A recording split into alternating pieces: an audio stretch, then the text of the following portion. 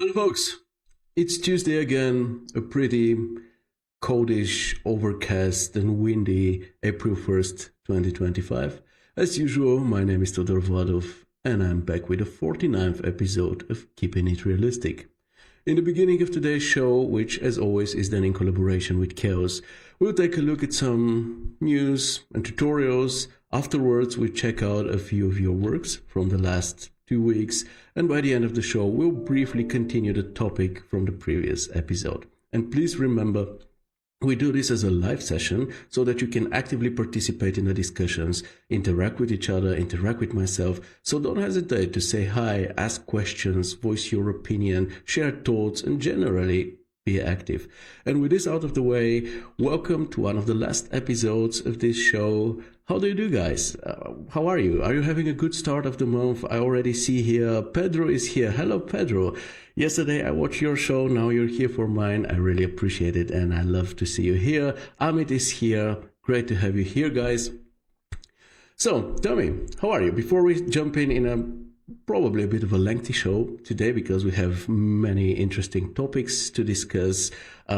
What's going on in your life? Do you participate in the Ghiblification, if we can put it like this? And Wacho join us. Hello, Wacho. Nice to have you here. Anyway, for those of you who don't know what I'm talking about, because you eventually live under a rock or generally don't care about stuff like this, which believe me, I truly appreciate. Let me explain what I mean with Ghiblification. So with the latest, it's like the new hot topic and controversy out there in regards of AI.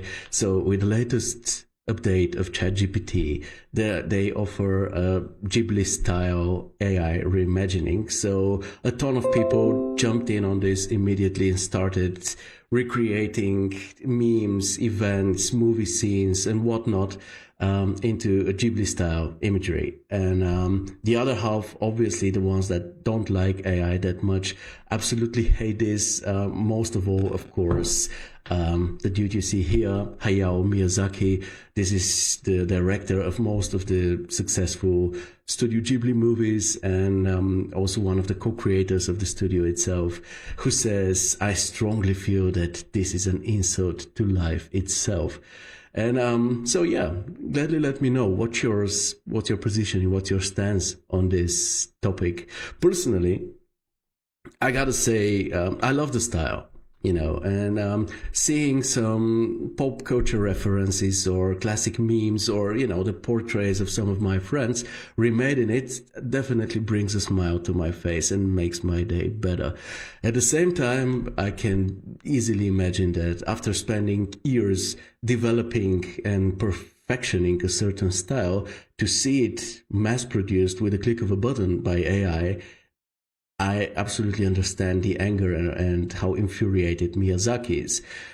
So yeah, I think there is going to even be a legal action from Studio Ghibli against OpenAI, and this definitely puts a new highlight on the ethical and also legal concerns regarding AI. So I gladly would like to hear your opinion on what's your positioning. I don't think that Studio Ghibli in this particular case really is hurt of this, because it just continues their legacy. It makes it more popular. I think people who maybe see this filter or this AI reimagination for the first time and love it will maybe do some research and figure out that where everything comes from, and maybe go watch the movies. So I think Studio Ghibli is popular enough to actually not be hurt by this, which, however, doesn't mean that if the artists say, "No, I don't want my art to be fed up to train AI," that their opinion should be ignored. So yeah, this definitely is something that needs to be regulated, and I think it will be. But like with every new big thing, like it was with the internet back in the day, unfortunately I'm old enough to remember this, but yeah, the beginning of the internet was a wild west. It was chaotic, it was wild, and it was very much non-regulated, and with times nowadays it is very much so. And This took away some of the fun, I gotta say, because, if you just want to quickly visit a page, you gotta accept all the cookies and all the stuff, which is getting on my nerves, admittedly. But generally speaking, it makes sense, all the regulations and stuff. And I'm sure that at some point we'll also have this with AI. Let me check your comments. Gustavo is here. Hello, Gustavo. Here, it's a construction company. That's my client. Oh, sorry. I have positioned my window with the commands in a very stupid way, so I cannot view them properly. Let me just make this window a bit larger. Okay, here we go. So Gustavo writes, a construction company. That's my client. Did this with one of my renders. They they Ghiblificated it. So how did it turn out? Amit says, people say, what about data privacy for this type of image conversion? Lots of posts have come up for this and discussions going on. Yeah, obviously. I mean, this is a big topic, and yeah, there are definitely questions out there. And while a studio like Ghibli won't be hurt by this, once again, I don't think that this is what's going to happen, because they're big enough and popular enough for people to know that it's their legacy. So I think something like this will just make them more popular, and it's more or less appreciation to their work. Let's imagine, let's say, a young artist who isn't that popular but comes up with their own style, and this style gets, let's say, stolen by AI. This would definitely hurt the artist. So yeah, regulations must come, and I'm sure they will. But I just wanted to put this out for the start of this show, because why not start in a bit of a different way? Usually in the beginning, we take a moment to appreciate our cover image, which we will be doing in the very next minute. But I decided to start today in a bit of a different way. Anyway, if you have an opinion on this, gladly let me know in the comments. Apart from that, let's do what we always do. Let's actually take the moment to appreciate today's cover image. I'll hide myself here for a second so that you can properly see it. The works were contributed by Konstantinos, Leslie, and Karnvir.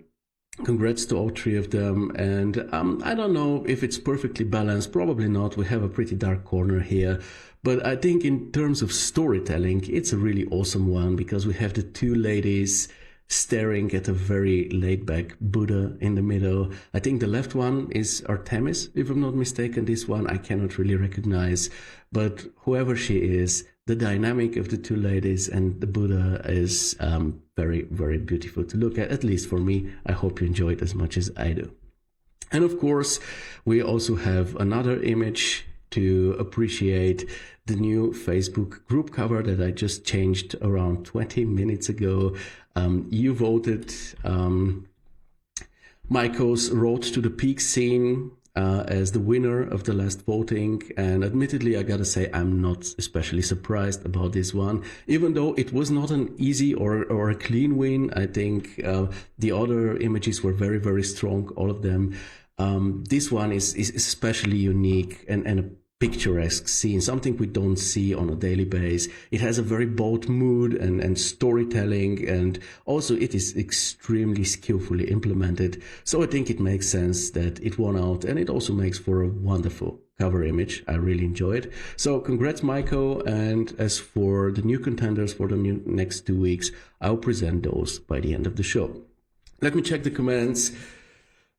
Pedro says, for me, AI doesn't bother me. I see it as a tool, but in terms of copyright, I see it as a nightmare. But this new fight between Ghibli and OpenAI can be the kick in the door that everyone needs. I think it will be. This is a big one, so this will have consequences for sure.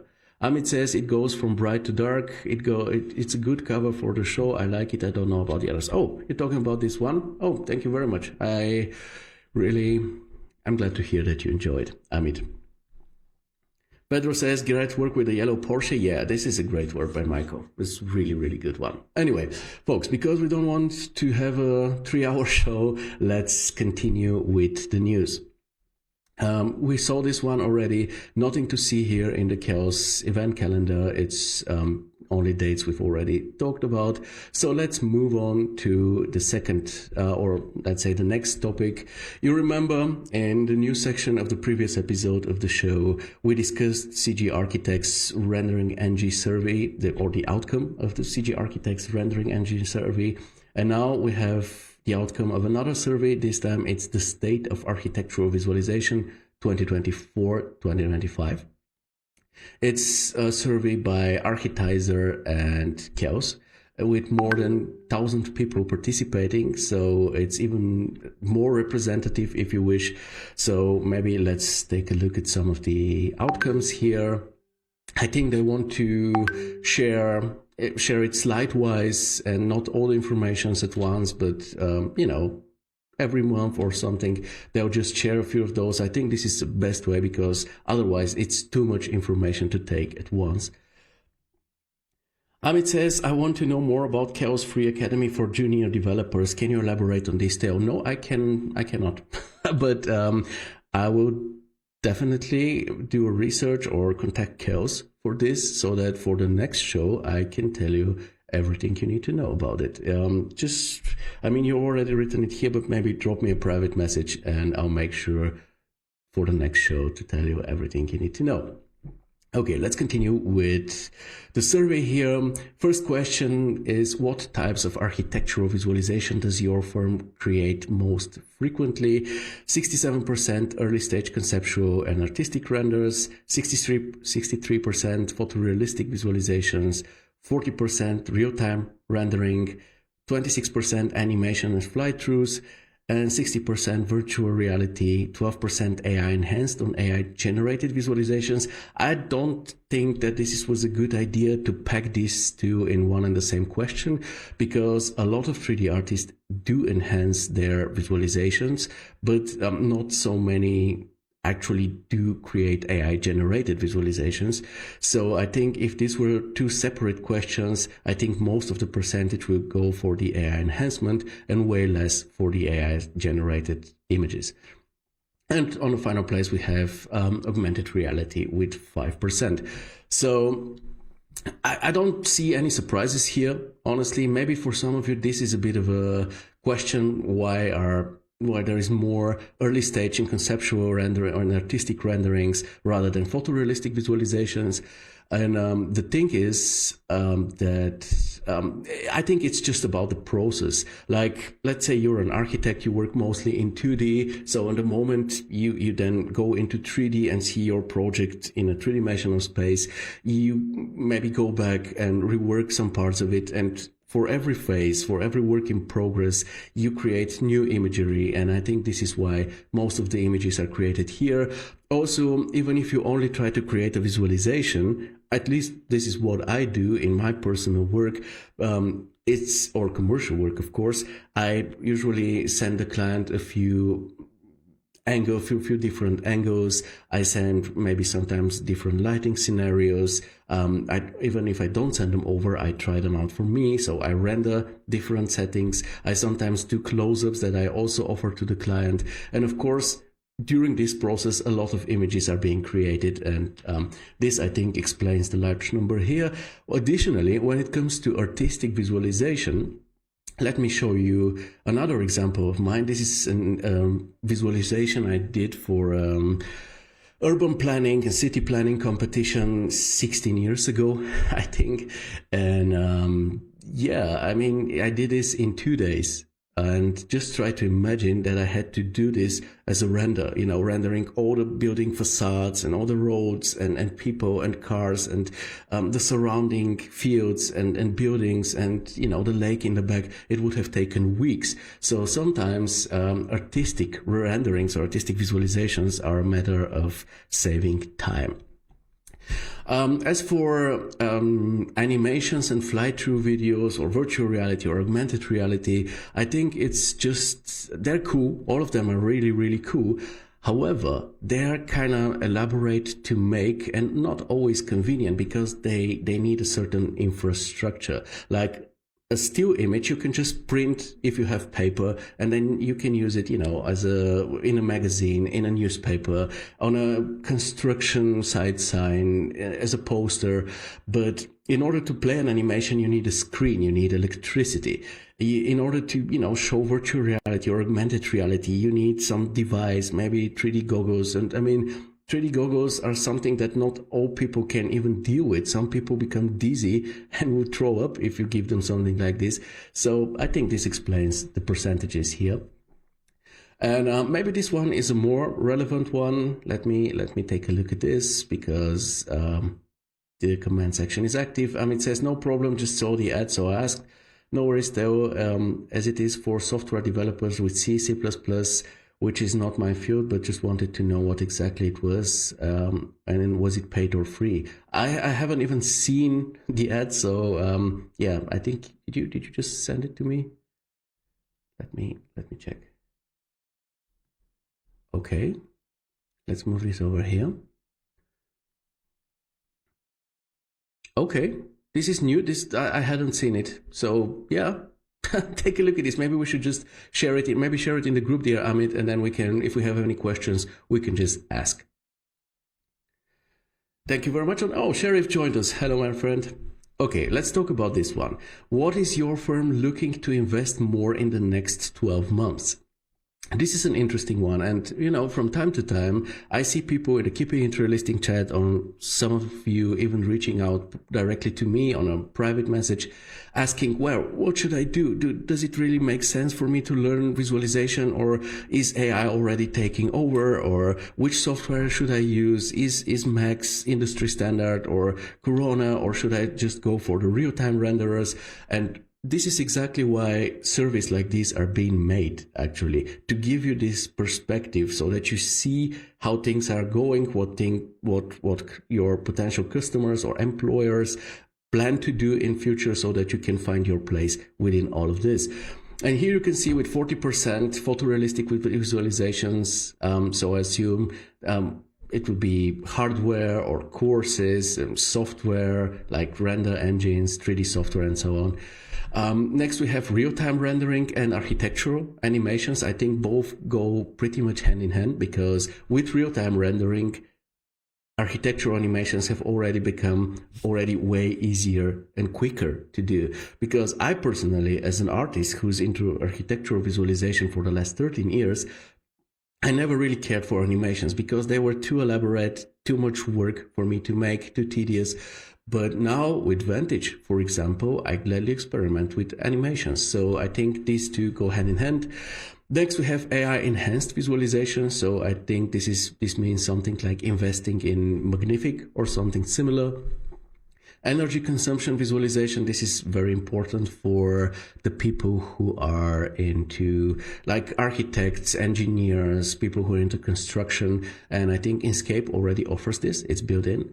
Next, we have a point that may be interesting, especially for those people who think that AI is here to take our jobs and we won't be needed as artists soon. Here we have AI generated visualizations with 15%. And I think, yes, we're keeping it realistic here. So I'll be honest, I think that some of the artists, the ones who are only capable of doing simple 3D work, just extrude the 2D plan, put some textures on it, and make some shots out of this, I think that some of them will actually be losing their jobs indeed, because this simply is not enough. But this is not so much due to AI. This has always been the case with artists. Musicians who only were basic in what they were doing always lost to the ones who are really good at what they're doing, right? So I don't think it's so much the AI as much as it is that you need to be able to offer more. You need to be able to offer good compositions, storytelling, lighting, all of those topics. This is what makes you proficient. Not, of course, modeling and texturing belong to this, this whole package, but they are not enough. So if everything you do is just extrude something and then put textures on it and then just take some random shots, yes, I think this 15% can be dangerous for you. Also, I don't think that this necessarily means final images, because if we talk about the process of creating a concept, for example, let's say the architects work with a BIM model, it looks like shit, as they often do, because they're not meant to look good. So they work with a BIM model and they quickly want to create a work in progress status quo image of the current concept state. And they want to present it to their clients or to their bosses or to colleagues or whatever. And they use AI to generate some surroundings or whatever. I think this is not something where an artist would have been there in the first place. I mean, as an artist for so many years, I've never been asked to create an image for I don't know, people sitting together and just discussing this. I usually create the final images. And so I don't think that this is as dangerous as it may look to some, but, I don't want to convince you otherwise as well. So I think we've talked enough about this. Of course, if you want to see more here, there is also a PDF containing all the data, all the numbers and everything in detail. If you're curious, you can just, follow the link. I'll close this one as well. You can just follow the link here, the bit.ly link, and then you'll be able to download the whole PDF with all the informations. And what's more, on April 10th, so next Thursday, there will be a webinar on this topic with called What's Next for Architectural Visualization 2025 Report Findings. So I guess this webinar will furtherly analyze those results, and we'll have Roderick Bates from Chaos, a very pleasant guy. I got to know him in Sofia, and Paul Kiskis from Architizer, talking about those results, analyzing them, and probably giving their expectations and analysis about the future of architectural visualization. So don't miss out on this. I will, what happened here? Okay, I will share the link in the group. I see Mariana joined us. Hello, glad to have you here. Zhao is here as well. Becca, great to have you here, guys. It's awesome that you're here and that we get to hang out together once again. Let's continue with the next topic. So we just talked about future perspectives. So obviously the next topic will be a very important one in this regard. Yesterday, we had the pilot episode of the Portfolio Monday show with Pedro Moreira, who you just saw in the comments here. And I find it a really, really good idea that for the first show, he decided not to do a classic or regular episode of it, but instead do an introductional episode, introduce himself, explain what the whole thing is about, explain who he is, where he comes from, what Arvis Republic is, what are their initiatives, because there are many, many good initiatives by Arvis Republic, and also what you can expect from this show in future. And I think it's a lot, because this forms to be something really, really special. It will be focusing on your portfolios rather than, single images. It will be about how your portfolio looks like to others, especially to people who are actually in the position of hiring employees for big companies. So these are people who actually have the saying, and obviously we can profit a lot from these Portfolio Mondays in future. I think it was around here where there was also a timeline, I don't know, somewhere here, showing the upcoming episodes. I'm not sure where it is. Anyway, the show will happen on the last Monday of every month, and you will be able to submit your portfolio, and it will form a queue, and at some point when it's your turn, Pedro will reach out to you and tell you so that you know to watch the show. Even though I absolutely recommend watching all the episodes, not only the only one which involves your own portfolio, because similar to our show here, you can learn a lot just by watching what others do good or what others can improve upon. It was very cool. Also, he showed one really good looking portfolio, and also on the go kind of made it so he also reviewed Leslie's portfolio. and it is great. So this is really a topic that you need to consider when you share your work as a portfolio. It's not enough to just put everything inside and put it out there. You also need to have a concept for your portfolio, have a good layout and all of this. So yeah, this is a science on its own, and this show, I think, can help you a lot with this topic and in this regard. So don't miss out on it. I'll also be watching because yeah, just watching what the others do, right or wrong, already helps so much with your own work and your own stuff in future.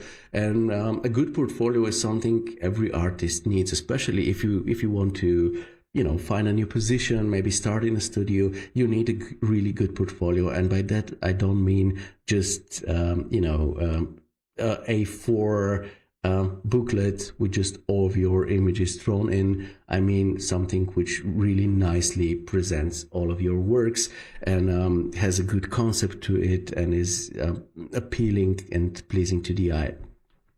And I think Pedro and his guests will help you a lot in this regard, so make sure not to miss it.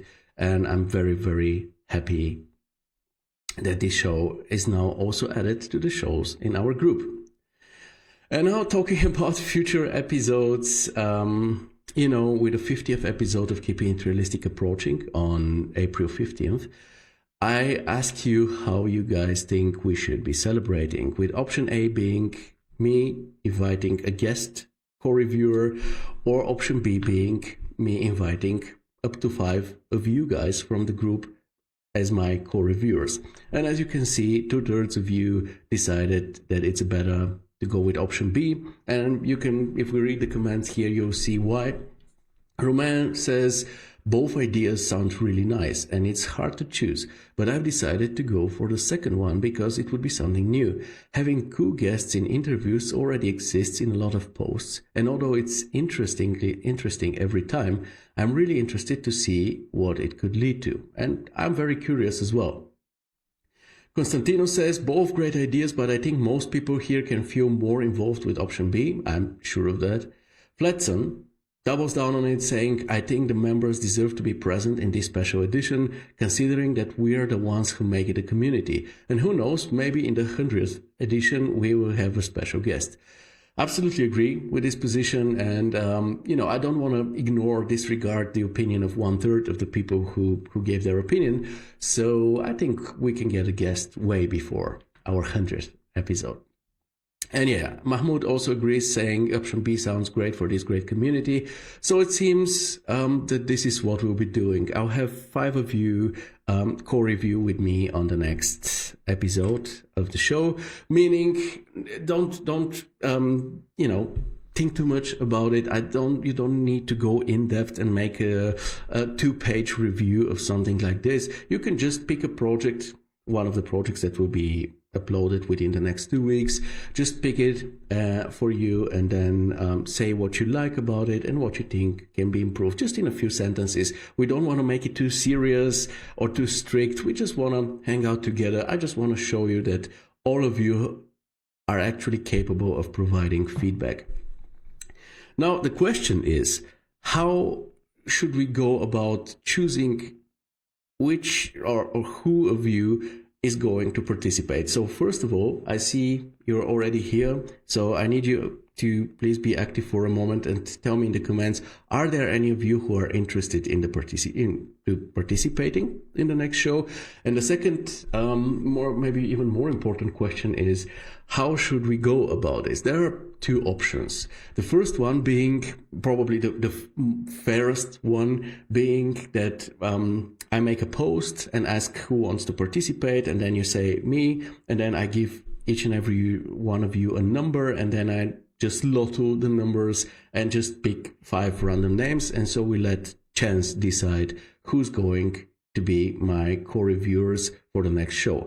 Alternatively, what we can do is also, I can make something like this, like voting, and you can then, add your name down here and let people vote for you. This option, of course, can turn out to be hurtful for some people who, let's say, don't get any votes and feel misunderstood or, ignored or something like this. So gladly let me know what you think, which option is better, because obviously in the first option is fairer, but let's say the people who come together will be more random, whereas the second option could be a bit more hurtful, but at the same time, you can see the people that you actually want to see with me in the show. So both options are legit, and I want to ask you what you think, which one is the better one. In the meantime, I'll check the comments. I see Amit has written something. I like the way Pedro introduced himself, and this happens quite often when people don't know who the person is. And Pedro said, let's find out who the hell Pedro is. Yeah, I like this one a lot. He's also keeping it real. That's cool. It just gave me a laugh. It was a really nice show. Yeah, Pedro is not doing this for the first time. He's been doing this for years, most of the time in Portuguese. But I think once you know what you're doing, and once I don't think he has this, how is it called? He gets cold feet or something like this, because he's been doing this for a very, very long time already. He's very experienced.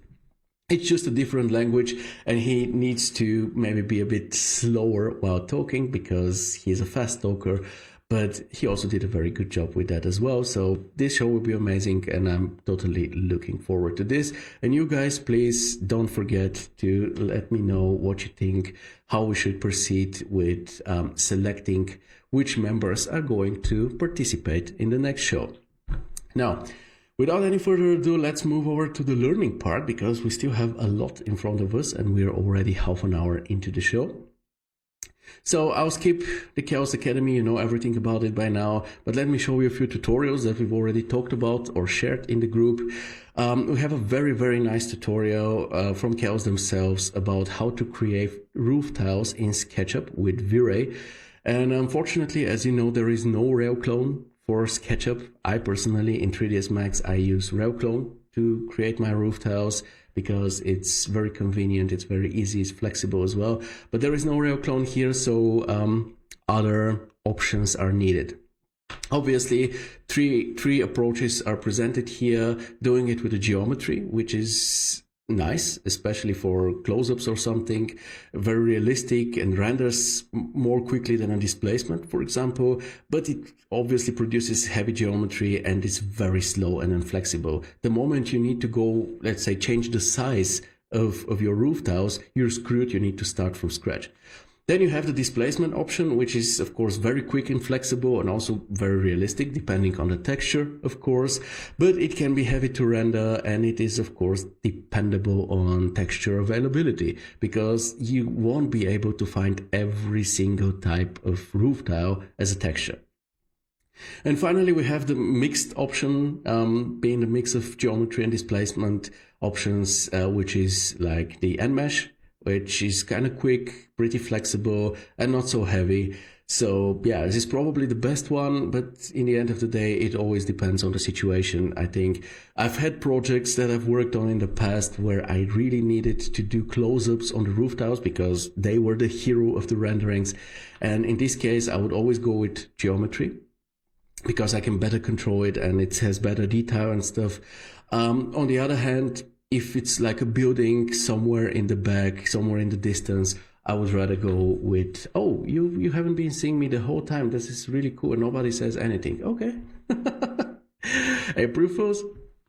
Anyway, yeah, so if you have a building in the distance or one where, you know, the roof tiles don't matter that much, then go with displacement or even bump mapping. Who knows? So yeah, it's a very cool tutorial, but let's move on. Next, we have two tutorials about rendering realistic curtains. This was a topic in the Keeping It Realistic chat in the last weeks. And it's actually a pretty important one because for most interiors, we actually do have some curtains. So it makes sense for them to be, nicely and properly done. The first one is for V-Ray by Jonas Nö. The second one is by Vieko from RenderRam. It's for FStorm. I think he uses FStorm. I think both are legit, and even if you're not an FStorm user, you can still use the same approach and try to apply it to V-Ray and Corona. In the end of the day, what the whole thing is about is finding the right tutorial that helps you with your issue and using it. And the things I would ask you here is, once you find it, once let's say you face a challenge, you don't know how to do it, you start searching for solutions on YouTube or elsewhere, and then you find, let's say, a good video, and then you think it helps you, gladly come to the group and share it with the community. Because if you come to think about it, why did Amazon become so successful? It was because of the reviews. It was because you see a product, but you also see how people who actually bought that product feel about it, what are their experience with it. And this would be, so the project becomes kind of pre-approved. And this would be pretty much the same. If you find a video that works for you, that has helped you, it could be a video, an article, or let's say a whole channel, for example, just come drop it in the group, because this way we will have more pre-approved knowledge direct into the community without everyone having to leave it to go search for their own sources of information. Okay, Mario. Hello, Mario. I thought that you were sleeping at this point, but you thought I was shy. No, I was not shy. I was counting on my friendly viewers to tell me that I'm not visible, but it seems they were not missing seeing me so much today. Anyway, I'm here, want it or not, so let's continue. Yeah, and talking about this, about sharing, while on our last call with Pedro, he reminded me about a very nice channel on YouTube. It's called Upstairs. They actually offer courses and whatnot, but they also have a lot of free stuff. I'll share it now with you in the comments.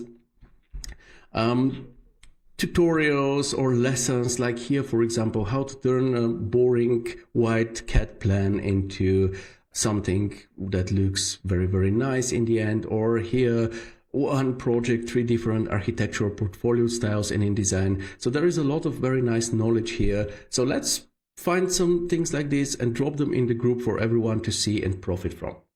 Okay? Now, after 40 minutes, let's continue with our projects for the day. Because our group constantly grows, let me once again explain how this works. Every Friday we have a work in progress day. This is an initiative that we started last September. And the moment you see a clay render with this red stamp atop of it, you're kindly invited to share the current state of your work, ask questions about it, and just be open to hear the feedback of the community.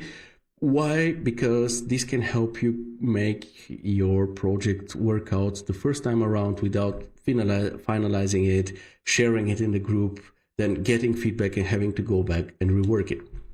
This is the image, the invitation from last Friday. And we actually had a work in progress project by Gustavo. I think in the meantime, I saw that he actually added something else. Okay, yeah, there is an update here. Anyway, what he writes is just work in progress. Dear Gustavo, that's not enough. I mean, if you want our opinion, please be more specific, first of all, about your goals, what you want to do with this project, and also have a specific question or questions or at least topics that you want people to talk about. Because otherwise, when you drop an image like this, most people don't really know where to start or what to say, so they just move over and you won't be getting any feedback. I asked you about this, and you said, I'm adding some large scenes to my portfolio and had the idea to make a football stadium at night with atmospheric effects. I still need to fill some areas and add more elements like cars and crowd. This is something that actually belongs up here in your description, and you can, ask about specific things, and then the community will be there to help you. So please do this in future. Other than that, this viewport screenshot already looks pretty promising. I really enjoy this very dense and believable surroundings, the authentically varied buildings. I see that you have used some of them more than once, like the selected one here. We also see here and here as well or this one is also available 3 more times. But in the end of the day, you've managed to really masterfully scatter these around in a way that this doesn't really stick out at first glance. Also, landscaping looks very, very cool. The infrastructure seems realistic, like an American city. There usually this orthogonal. Framing is great as well, emphasizing the urbanity of the whole situation, because you wanted to go for a large scale, and this is also what it looks like. It seems you know what you're doing also with the scattering and stuff, so it's very, very promising already. Now, what I'm missing, let me check out the new, the current state. Maybe we can open it in a new, oh, this is kind of small. I don't know if it's because of Facebook or something, but this is tiny. And it doesn't really show much. Okay, it shows, let's say, the lighting concept, with your stadium being the beating heart of the scene. It's lit up and everything else is kind of secondary. This makes a lot of sense, but maybe you need to be more decisive about this, because the way I see it now, this looks lit up and the rest looks like it is only illuminated by the light produced by the stadium. Like, I think you still have too much contrast here. I actually have a few, just actually one reference image for you. But first thing I'm missing here, looking at the main image, I'm missing a bit of the typical stadium infrastructure, like, you know, the circulation paths, the access routes, the parking lots. This is what stadiums usually have. Just take a look at this, like the parking lots, and then all of those access routes leading to this area around the stadium. And if you take a look at this in a, let's say, in a rendered way, this could be a very good reference for you, by the way. You see how those access routes very much play along with the composition, because they turn into leading lines that lead the viewer's eye to your object of interest, or to your main hero, which in this case is the stadium. And as you can see here, compared to this tiny image that you shared, you see how, oh sorry, this was this one, you see how all the other buildings are barely there. What we see here is kind of dark. We see the sun, and then we see the stadium being lit up. So looking at the state that you said, that you sent, I would say make the surroundings even darker, more vignetting, more darkness, and have the stadium itself be lit up on the inside, and then have those roads or whatever it is. Maybe if we go back here and try to sketch atop of it, so maybe have some, you know, these access roads here.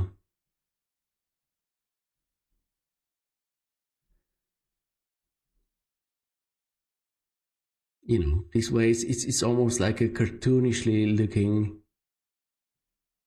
something that's lit up, and let those lit up roads lead to the lit up stadium. And then somewhere on the side, like here, you can make a parking lot. Maybe this area you can also make as a parking lot, so that the infrastructure, the typical stadium infrastructure, is also present, and the whole scene becomes more believable. Mario says the scene looks wow. Yes, it looks amazing, but it needs to be pulled off properly, because what I see here is, it's maybe just an early phase. I don't know. Maybe he just started with you know, lighting up the stadium, and needs to do it in a more precise way. But I suggest going in something like this. Mario says I would go for a more bluish ambient light. Yeah, I mean, it works with even with a sunset mood. It's up to the type of image you want to go for. But yeah, definitely work with references here, because you need something impactful. This is not a real project. You're doing it for your portfolio, so let it be the most impactful it could be.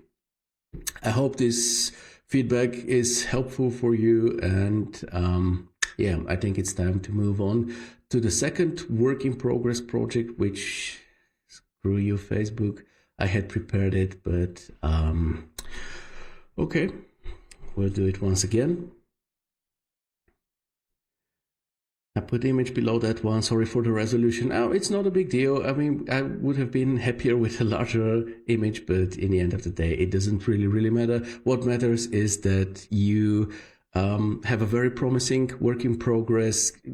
Keep working on it and also keep us updated, gladly. And I'm really looking forward to the final outcome. But if you're unsure, wait for the Fridays and then gladly share the current state of your work. And I'm sure you'll be getting feedback, but just be more specific with your descriptions.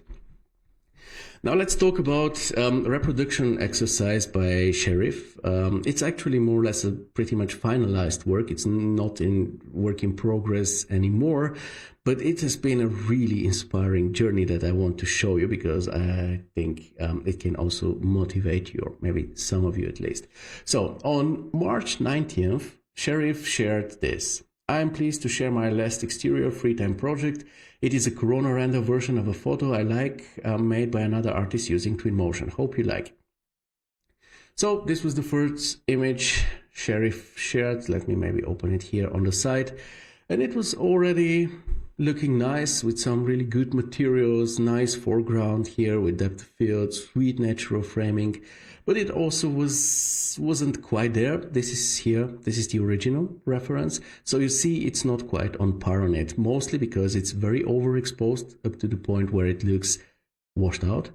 And also the scattering is kind of stiff and not optimal. Like you see, it's just the tree and then there is this circle of plants around it. So yeah, there was more work to be done here, but luckily I was there to provide a lengthy feedback for Sheriff. I didn't know what to expect. Sometimes I provide feedbacks like this, or Amit or somebody else, and then the artist never returns or just returns with another project that has the same mistakes.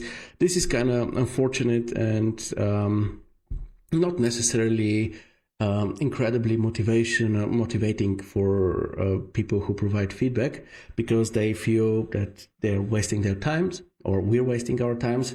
So I didn't know what to expect with Sheriff. However, oh, come on. However, on the next day, no, where is the next day?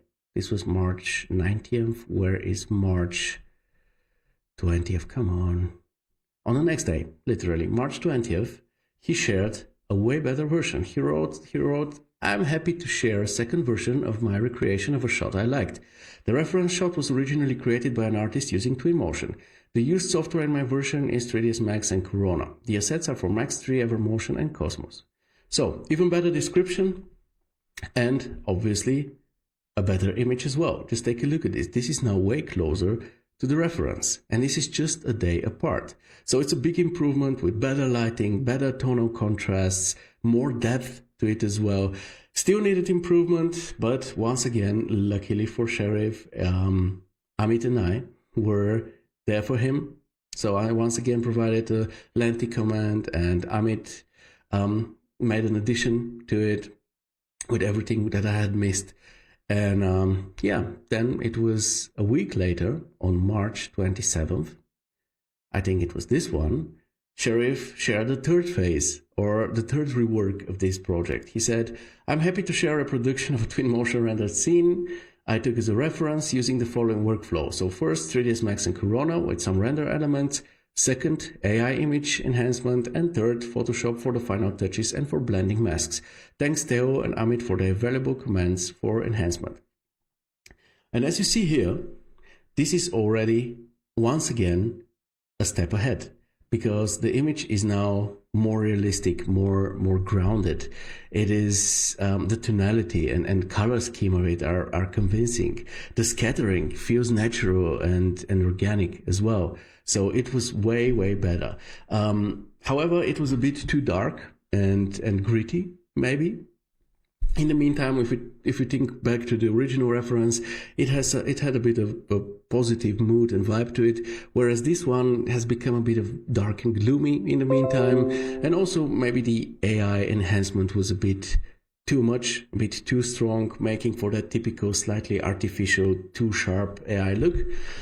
But once again, Amit and I were there for Sheriff, and yesterday, he shared the final version, the final fourth version, and he writes, a latest Corona render version of a reproduction of an image produced by Twinmotion Render after a long journey of enhancements and trials. Thanks a lot to this great community, especially Theo and Amit. Hope you like it. And we do. We absolutely do. Because now the image has everything it needs. It's the best version of this work, in my opinion. It has the positive mood. It's back here. We see the backlit forest, which not only makes for better mood, but it also provides the image with further depth. The scene is now brighter, but without being overexposed or washed out. We still have very nice tonal contrasts. The materials, geometry are realistic and convincing, and I absolutely love this. I'm still not quite happy with the motion blur on this car. It looks kind of fake, but apart from this, generally speaking, the scene looks really great. And what's even greater is Sheriff himself. His persistence, his attitude, which I think is absolutely truly inspiring to see how he kept going back, reworking this, listening to the feedbacks instead of, getting defensive or just, leaving the project be and just moving on. No, he kept being persistent, and it absolutely paid out, in my opinion. And I think, dear Sheriff, I saw you in the comments in the beginning. You deserve nothing but respect for this. So applause on my side. It was really, really good journey with a very nice final outcome. I think the last thing you need to do is really to fix the motion blur on this car, maybe try out with a different vehicle, a more standard one. And you've done a great job. Then you can just move on to your next exercise. But really, really well done. Very inspiring as well. So let's move on to our inspirations. I think the last works were already very inspiring. Yeah, Sheriff says, I'm here. Thanks a lot for you all. Thanks a lot, Theo. You're very, very welcome. And, seeing or having people like you is really great in the community, because once again, people can talk a lot, but seeing somebody who actually pulls it off and it pays off in the end is the best kind and most honest type of motivation and inspiration, in my opinion. And this also makes it more worthy for people like me or Amit or all the others who provide feedback to do that, because we see it makes sense. You put in the work, you listen to that feedback, and we see the results of it. You profit from it, and this makes us happy in return, believe me. Amit says, yes, the final version looks good, and I wasn't able to give a feedback. Sorry for that, Sheriff. In this, I would like to add the lighting closer to the camera is not that cool, and it just feels a bit dark. The brown dog was better than the gray one, and there is more, but they should be okay for now. Okay, see, Amit is stricter than I am. I was already very happy. I would have just changed the motion blur. I don't want you to burn out. I mean, Amit is right, but I don't want you to burn out because you keep going back and reworking this over and over again. I think at some point you've reached a state which is really more than good enough. It's really good, and you can just move on to the next exercise, so you don't start hating this work in the end. Anyway, let's continue with some interesting projects. We'll start with a work by Leslie, a commercial one. He writes, hello everyone, some commercial renderings I made for a real estate firm. It's done in 3ds Max and Corona and Photoshop. So let's go through the images and check out how they look. So, beautiful session, technically greatly pulled off, clean modeling, and just take a look at the materials. Take a look at this carpet. It looks so nice and soft. So really good materials as well. The lighting I also enjoy a lot, soft and pleasant, and it also fits and kind of complements the architecture, in my opinion too. The color scheme works as well. It's mostly white, but there are some contrasts, and there are also accent colors, also complementary to each other, the orange and the blue. Tone mapping, absolutely beautiful to look at, and it absolutely elevates the whole session, makes it more unique, and gives it this retro vintage mood, which I personally very much enjoy. The highlight to me actually is the liveliness of the whole session and the whole scene, because this apartment that you've depicted, it looks lived in, like people are actually using it on a daily basis, which makes the images in turn authentic and relatable to those who are actually going to live there. A lot of people, we talked about it in the beginning of the show, a lot of people cannot really imagine things in 2D. They need to see them in 3D, and they need to see them furnished and all of this so that they can imagine being there. And this is why it's always a good idea to go for this lived in atmosphere, because this way people can more easily imagine how it is to actually live there, to actually cook in this kitchen, to actually use it on a daily basis. And with this, you did really an outstanding job. Now, in terms of improvement, personally, I'm not a huge fan of this pillow close-up. To me, it's a bit pointless, because what we focus on is mostly this velvet pillow, and it's not so special, in my opinion. I think maybe if you wanted to focus more on the coziness of this situation here, like a person can just sit there, maybe have an afternoon nap or something like this, then you shouldn't have as much of this table in the foreground, because currently it's too prominent and takes too much of the space of the scene behind it. Cable wise, so maybe you need to change the framing for this one, maybe move the camera around. And then for the next shot, I really like this close-up, but you're definitely missing a cable here. Now, if we go a few shots back to this one, for example, I would say that's okay. I mean, the lamps all obviously need cables, but in a case like this, why should you, lose time modeling them? I mean, a lot of people, or most people, will assume that the cables are hidden somewhere here, behind the couch, behind the wall, behind the armchair, and they're simply not visible. Whereas here, in a situation like this, where you focus specifically on a lamp, assuming it's not a battery-operated one, it makes a lot of sense to make the cable. Even if in this particular case, we can also imagine the cable being exactly behind the lamp, coming down here. It's still better to make it, just for the sake of more realism. That's it.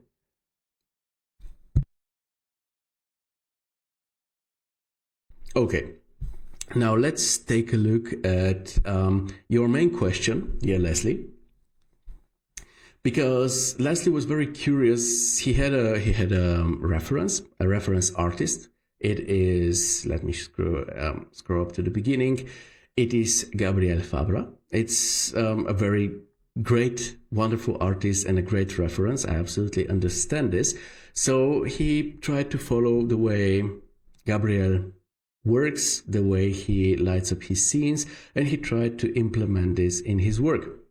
And this is great. However, I just want you to know that the fact that an artist is great and what they're doing and is a great reference doesn't mean it is a great reference for every project of yours. Because if you analyze Gabriel Fabra's work, you will see that his interiors definitely have this similar small soft lighting as yours. However, they usually have to do with very delicate components. Just take a look at this. Just take a look at the lamps or the legs of those chairs. Everything is so thin and filigrane. And it's here the same. It's wall rack, but it's so filigrane.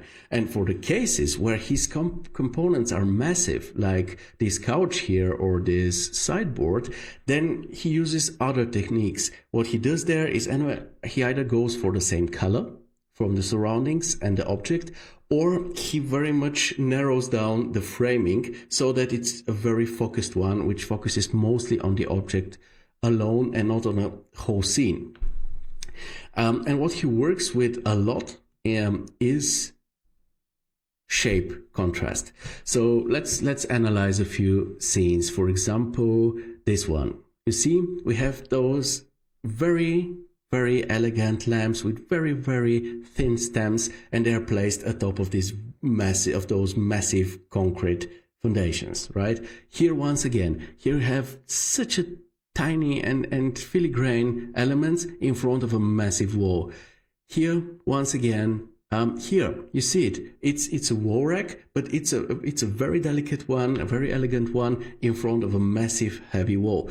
So these are the things that your reference artist uses. And the question you gotta ask yourself before trying to follow what they do is, how much is it the right reference for me or not? And if it's not, this is still a great artist, but maybe not the right reference.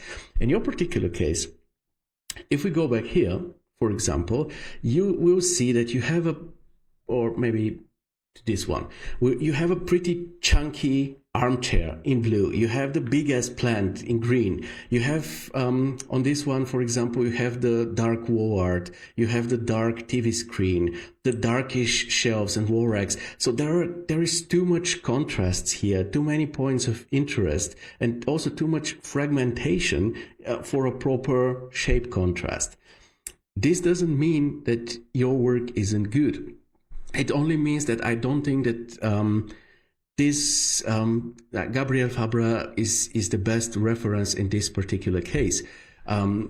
We don't need to forget, or we shouldn't forget, that in his case, I think what we see here are mostly furniture visualizations. And I assume, as most furniture visualizations are, that he just comes up with scenes that he kind of creates around a certain piece of furniture. So he can do the scenes exactly as he needs them. In your particular case, it's a bit different though, because in your case, you're actually doing an actual commercial work for an apartment. So scene like this, you can be as minimalistic as he is, and you cannot use the same means and approaches as he does. Nevertheless, I would say that this is one really good commercial work that you can and you should be proud of, dear Leslie. Oh, you just joined us. Well, you can always watch the recording afterwards, but yeah, you did a great job. I see the comment section is active. Amit says, Sheriff, you can rest this project as it's good now. Don't change anything. You can move ahead, but you can keep these tips given by Theo and me for the next one. Best of luck. Yeah, I mean, you can do whatever you please, of course, Sheriff. If you have become, or you will be given some feedback from Amit, so if you want to go and implement it, I just want to make sure that you really don't burn out. This is just everything. If you want to continue working on this until it's perfect, I'm all in for that, and I'll support you exactly as much as Amit. Alessio says, still, how do you handle clients, architects who don't want objects in the scene? I often have to remove all the accessories because they don't like them, but then the scene loses a lot of atmosphere. In the end of the day, you need to give your clients what they pay you to give them, right? So if your clients want a scene without any stuff in it, then give them what they want.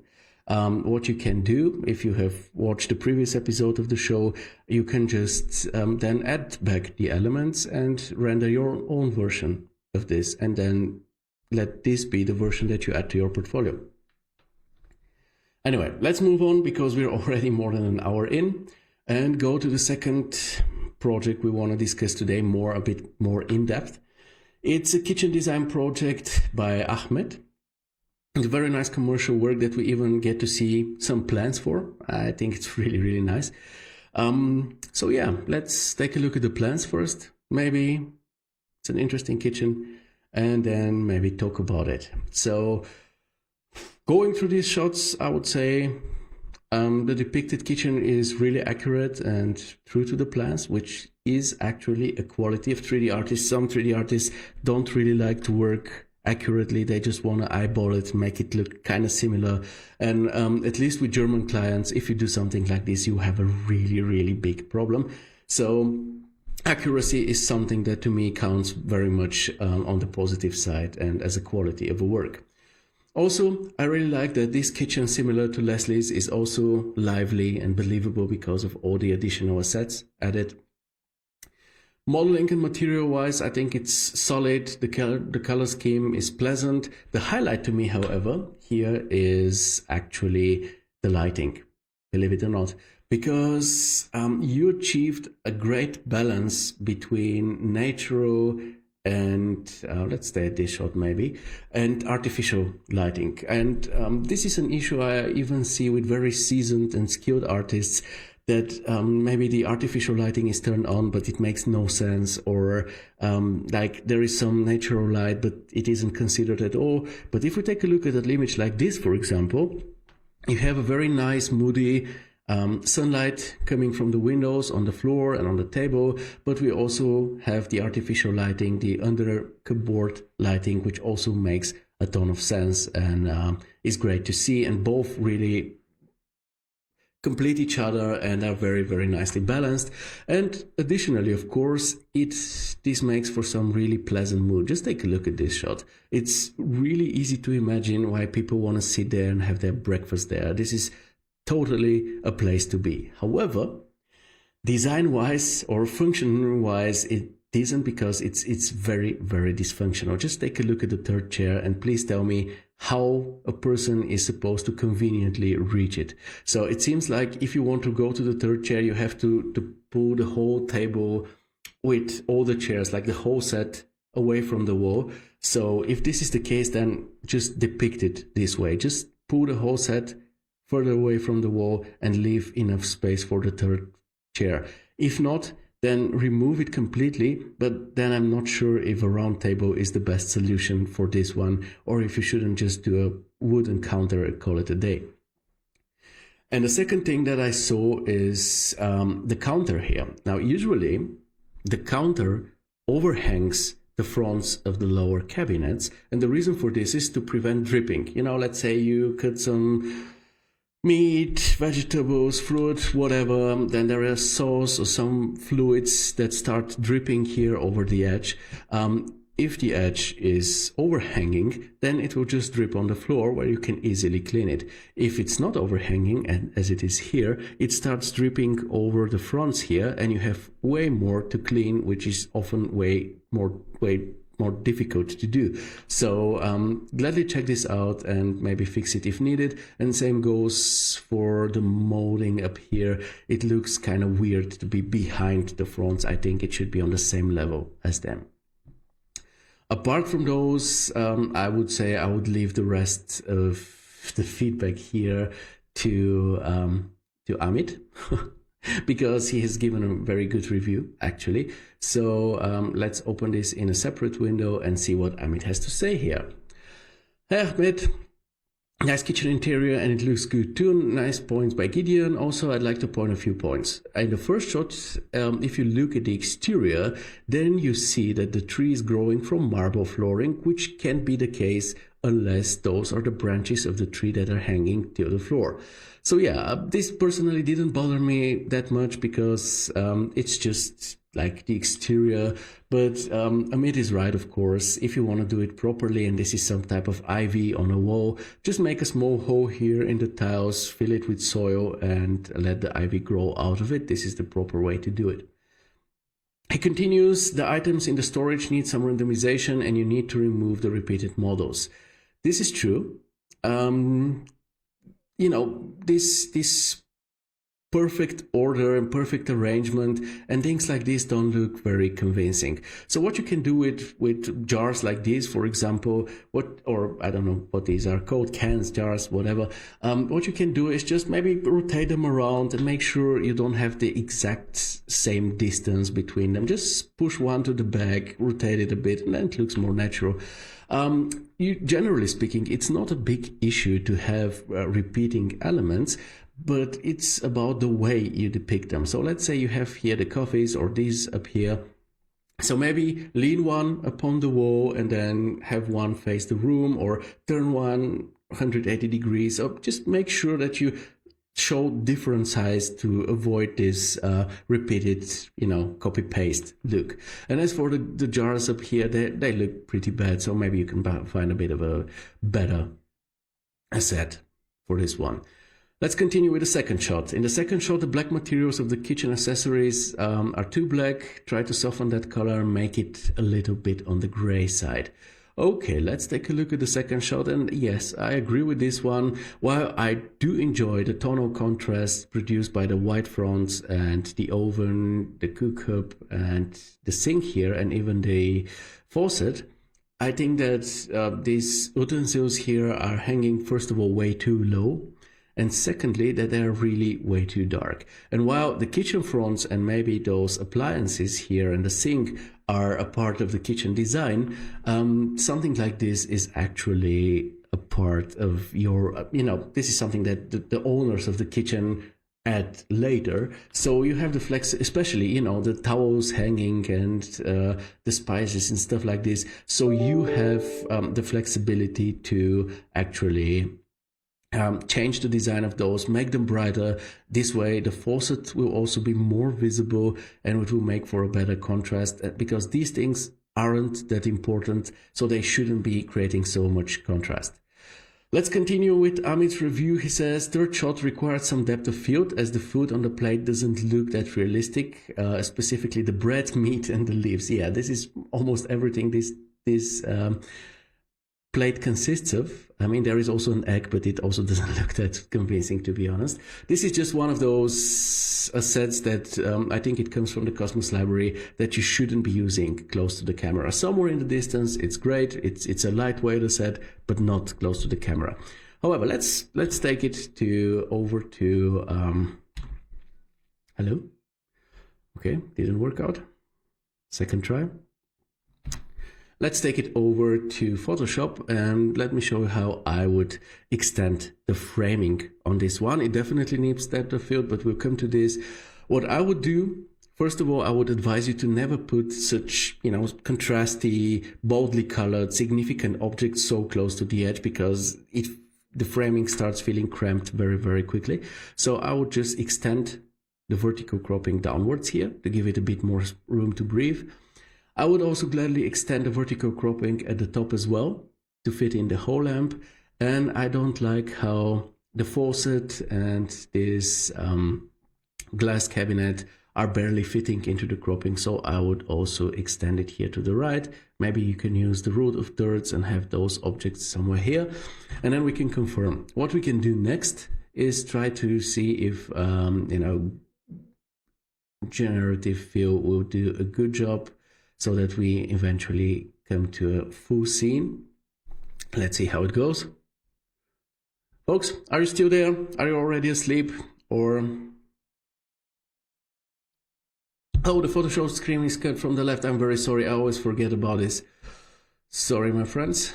Here we go. Now you should see it. Oh, thanks for letting me know. Thanks for letting me know, Amit. Okay. I should then make for a smaller image. So yeah, this was, oh yes. Okay, nah, the first one is kind of okay. Let's also extend downwards with generative fill and see what it produces. It's not much it needs to do. It just needs to extend the chair, the table a bit, and also the fork and the knife. It will probably screw both of those, but the chair and the table should be fine. Yeah, this looks really nice, actually. And then we have the side. I'm pretty sure the generative AI will screw up the glass cabinet and will make a third partition of it. And it wouldn't make a closed compartment or a closed cupboard front. But yeah, as you can see, I'm not prompting. So yeah, of course it did. But yeah, this is, I think, a way better framing. And what we can do next is just press Ctrl A, Ctrl Shift C, Ctrl V, so that we have everything on one and the same layer. Then right click, turn this into a smart object, then go to camera roll and then try to create a bit of depth of field in camera roll. So here we just use a depth of field. It will probably make the background blurry and not the foreground. Let me see. Once it calculates, yes, it made the background blurry. So here we go here to the aim button, and we just aim at what we actually want to see in focus, which is actually the stuff here in the back. And now we have a blurry foreground. This is what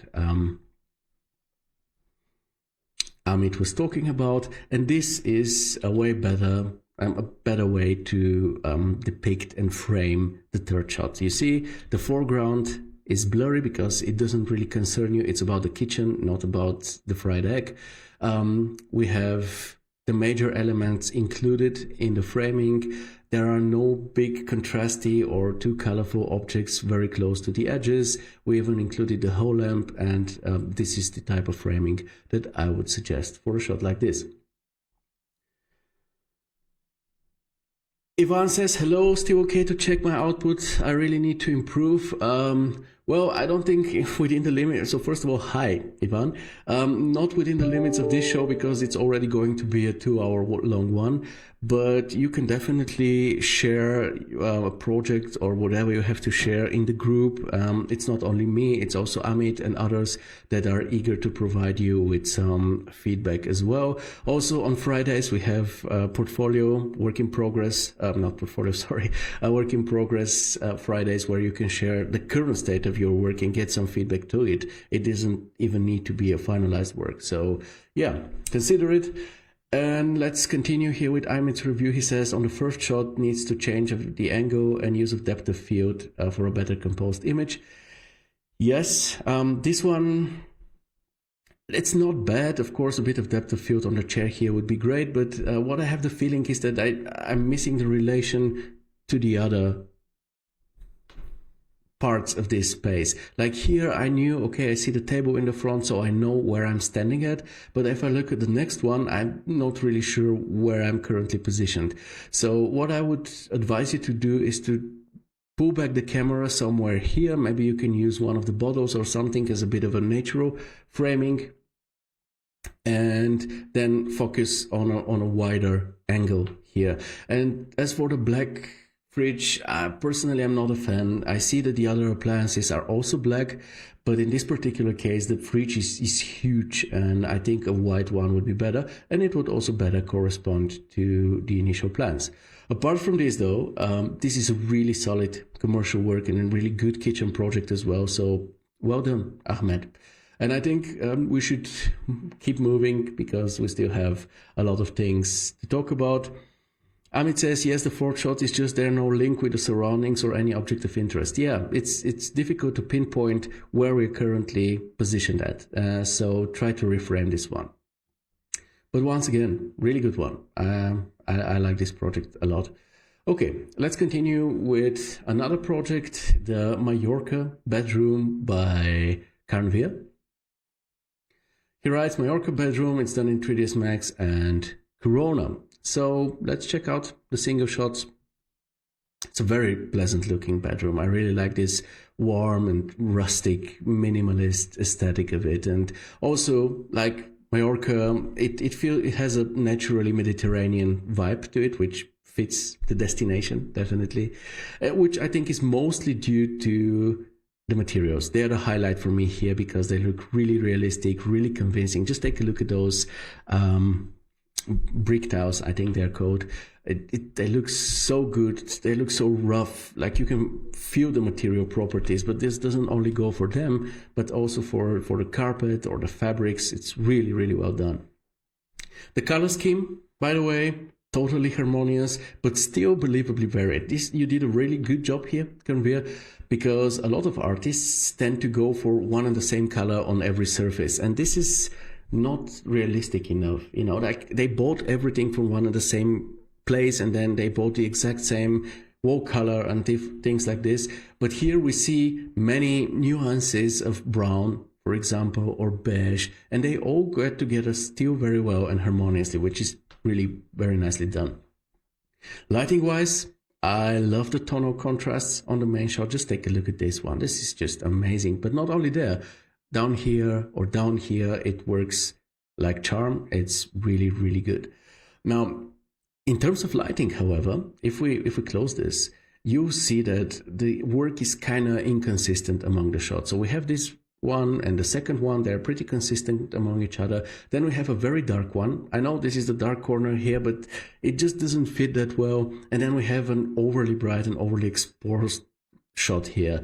So this is not that great. My solution is to just work with the lighting setup of the main shot and then try to make the other shots work with artificial lighting. And if this doesn't work, then change the lighting setup in a visible manner. Meaning that maybe here for the last one, maybe go for direct sunlight or for an evening shot, or make sure that the artificial light here makes sense and has an actual impact.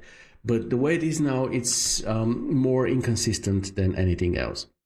Now, regarding this third shot, I gotta say that I don't like it. It's weirdly framed and kind of indecisive in terms of composition. There is no clear focus, and I really don't know what to look at because the shot is like 80% just a bare empty wall.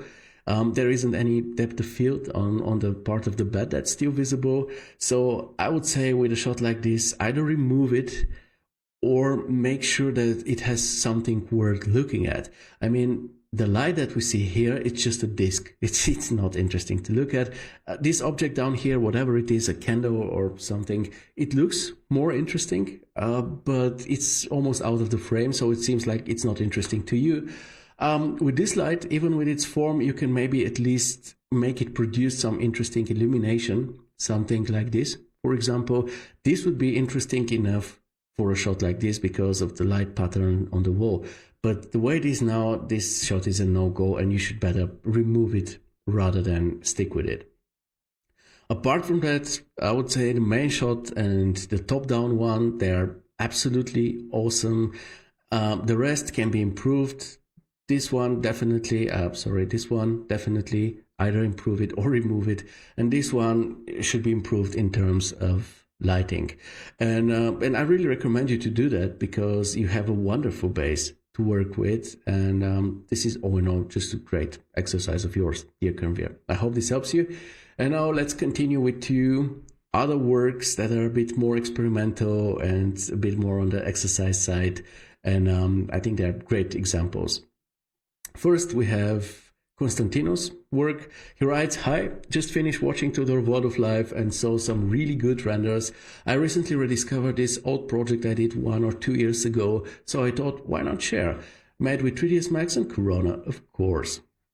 Okay, first of all, I'm very happy to hear that the show is inspiring to you guys. Every time you write something like this, it actually means the world to me. It really reignites the fire needed to keep doing these shows. So yeah, I don't want to say keep doing this or something, but whenever you decide to do it, you should just know that it actually means a lot. Anyway, let's take a look at the images, and yeah, what a cool session. Actually, it's obviously a very unique setting, something you don't see on a daily basis, with pretty high photorealism too, like highly authentic surfaces and assets. And sweet storytelling as well. I really like this small cheeky pun of this shot with the basketball chilling on the armchair in front of a Banksy-like mural prohibiting ball games. It's a cool wink for sure. The best thing about the whole session here to me, however, and the reason I'm sharing this with everyone today, is despite it being so unique and exciting, it's actually not really difficult to pull off. And I don't say this to diminish Konstantinos' work or efforts.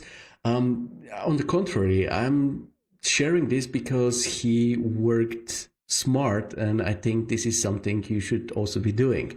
Because if we check out the last shot, you see most of the scene elements, like the whole background here. There's facade fragments, the ledge up here, the box, probably the statue as well. These are Quixel assets. The bust is, if not a Quixel asset, it's a scan. And as for the furniture, we never know, Konstantinos is doing mesh mastery, also teaching 3D modeling. So let's say the furniture models could have been built by him. But if not, you can just take some from the Cosmos library or for your own library, whatever. and then create a scene like this. What matters is, in the end, is that all of them together make for something special, something unique, something that people remember. And this is exactly what counts, and this is exactly what Konstantinos achieved here. Now, taking a look at this final shots, I would say, yeah, here maybe the whole scene could fall apart for some viewers because it doesn't really make a ton of sense. We see these are definitely exterior walls or facade walls, but we have an interior setting. The lighting is also a bit questionable, like we have a very strong light, but no visible light source. I'm also not a huge fan of these overbloomed windows. But the question is, does it actually matter? And if you ask me, I don't think so. Because think about perfume advertisements that you see in TV. Obviously, it's very difficult to sell a smell through TV, okay? So what I go for instead is leaving an impression and being impactful and being, bold and strong. And this is exactly what Konstantinos did here with this scene. So I think I'm personally just enjoying it, and I'm not thinking too much about why it is, why are there interior pieces of furniture on the outside of a facade and things like this. So I just enjoy it like, let's call it a furnishing hero product shot. This is what I wanted to show you as one example of experimenting while exercising. And the second one is this animation by Khalid. It's a close-up nature animation. That's done with Forest Pack and 3ds Max and rendered in Vantage. And it also has nice music, which I won't be playing. I'll keep it muted just to avoid potential royalty issues. Sorry. But what a cool training scene it is. Even if we cannot hear the music, it looks so natural, so organic. Not only the grass, but also the fallen leaves, the plants, the stones. Very realistic, totally authentic. I'd really like to know which grass or forest floor or whatever set this is, because there are many options, Quicksilk, Glow Plants, Graswald, Laubwerk, Cosmos, whatever. So Khalid, if you watch this, even the recording, gladly share in the comments which set it is. But I also really enjoyed the camera movements and the focus. It's a great idea to try out different camera movements and techniques and turn a common test or exercise into an animation worth watching. And this is what you did here. And this scene in the end, the final shot, this absolutely caught me off guard because it's so good, it's so unique, so atmospheric, a wonderful idea and a wonderful way to finish this animation. If I were you, I would have also probably let the sun come completely down, completely set, but even the way you did it, it's great. If you want to get rid of the motion blur on the clouds, then make sure that your primary denoiser in Vantage is NVIDIA Optics AI set to legacy mode, and the secondary is also the same. This way you get rid of the motion blur, unless it's an effect you actually wanted to achieve. But other than that, dear Khalid, what a great exercise. It was such a pleasure seeing this, because in the beginning I thought, okay, you maybe have a new set of plans that you wanted to test, but you actually managed to test out way more with this. You tested not only the plans, but also some lighting, compositions, camera movements, atmospheres, moods, so much with I wouldn't call it a simple scene, but it's not something huge to look at. It's just nature, but it's very, very nicely presented. And once again, those assets look amazing, so gladly let us know where you've gotten them. Maybe you did it on your own, who knows, but it looks great. And once again, this one is absolutely great. Okay, folks, it's time for our topic. If you're still awake, I see a lot of you still being here. So let's maybe talk a bit about our current topic. It's actually not a new one. It's more of an addition to the topic from the previous episode of the show. But you often ask me to show you something on my side, something that, there is probably no tutorial on. This is the reason why we don't do tutorials in this show. There are so many good tutorials out there done by people who do this on a daily basis, who have specialized in this. I don't see the need for us to do this as well. But what I would rather talk with you about or discuss with you are topics that you cannot find a tutorial on, like the reviews of your works, or maybe something which comes out of my experience, or approaches like what we discussed last time. Because as you remember, Amit says we're awake and ticking tail. This is absolutely awesome. I'm sure. As for the others, I don't know, but I love that you're still here, guys, still watching. So let's jump into the topic. And if you have any questions, any thoughts about this, don't hesitate to put them out there so we can discuss them live. This is the quality of the live show. You heard Pedro yesterday. Keep talking, keep communicating, because you have this option that otherwise you won't be having. I'm here for you. I'm giving you my time. So let us talk. Let's talk with each other. Let's talk with me. Everybody profits from this. Okay, so last time we talked about how to deal with projects, the outcomes of which we're not especially satisfied with. And, something like this unfortunately happens from time to time because of insufficient time to work on the project, or maybe unreasonable client requests, or maybe you didn't really have good conditions to work with in the first place. And this was exactly the type of work example of mine that I showed you last time. It was this Umspannwerk project, which just had those ugly surroundings, and the building itself wasn't the most beautiful one as well. And I showed you how I approached this. I showed you what my clients wanted, and I showed you what I wanted and how I tried to approach it. And it worked out quite well. And it seemed to have resonated with you pretty well, because I extracted this part, and despite our previous episode of the show having almost 500 views, I shared it as a separate video post, and it still got a ton of attention. And very cool responses by Amit. I maybe will be reading here this one. Amit saying, "Hey Theo, a very nice topic to discuss and a good share of that portion of the video. I posted my work yesterday and the client's version also. And as mentioned, I wasn't that happy with his outcome. Hence, I thought of taking the project according to what I thought was fit for the team. And with all of your help and the group's help, I was able to achieve what I thought was a decent enough image for the project." This is what Amit is referring to. This is a project that we actually discussed during the work in progress. He shared it as work in progress back in 2024, and we discussed it during the live show. Then he reworked it, and it became way more awesome. But for the first time here, he shared also photos from the implemented project, the way his client wanted it to be.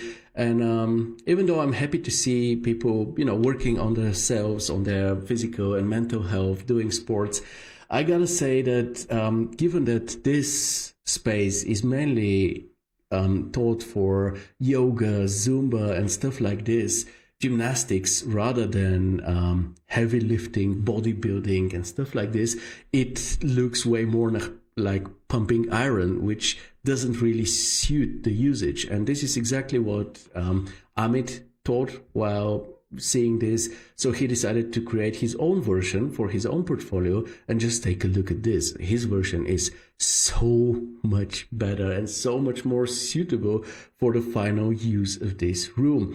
And it's not only because, let's say, the photos we just saw were in the evening, and here Amit is going for a nice sunny day mood.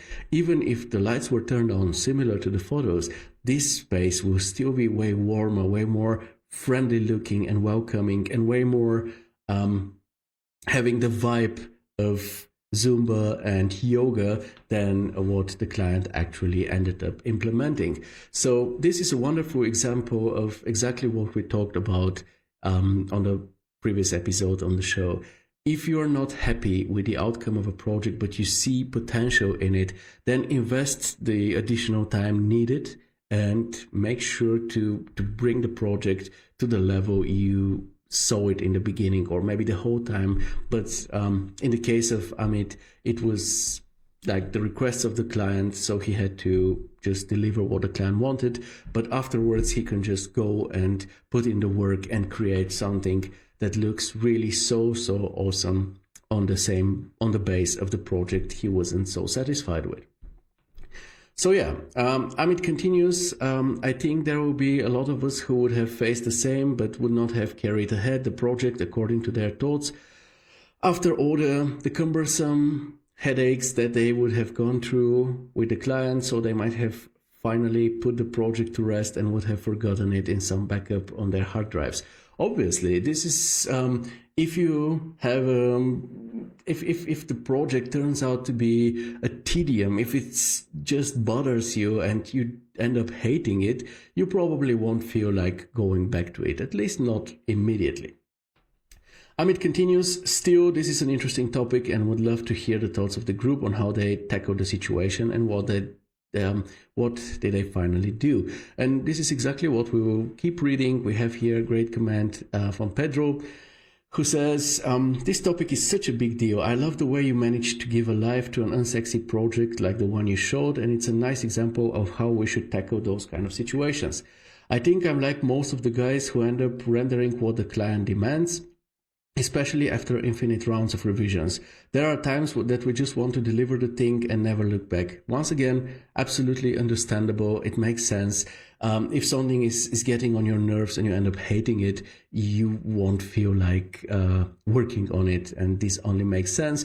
However, once again, just be fair about if you see potential in it or not, and then leave it to the rest as much as it needs. And even if it's half a year later or a year later, you can still go back to it and rework it once, your feelings have settled. Pedro continues, on the other hand, it's the exact situation that we must push it a little further, even if it's a week or two later, to give the project the photo shoot it deserves. I strongly believe that some projects are more appealing than others, but I believe that every piece of concrete has the power to show beauty too, even if it's broken or ugly. By saying this, I know that this is in our hands to show the client how his project can look like with proper lighting, mood, and sexy angles. I think my goal is to do that in the first place, not after the project is done. Well, I don't know. I've had projects where I see no potential. I saw them really as sources of income, and there is nothing wrong with this, in my opinion. I would just, deal with it and just forget about the project and just move on. Sometimes maybe the project has potential, but you need to invest so much time, effort, and passion in order to make it work that it's probably simply not worth it.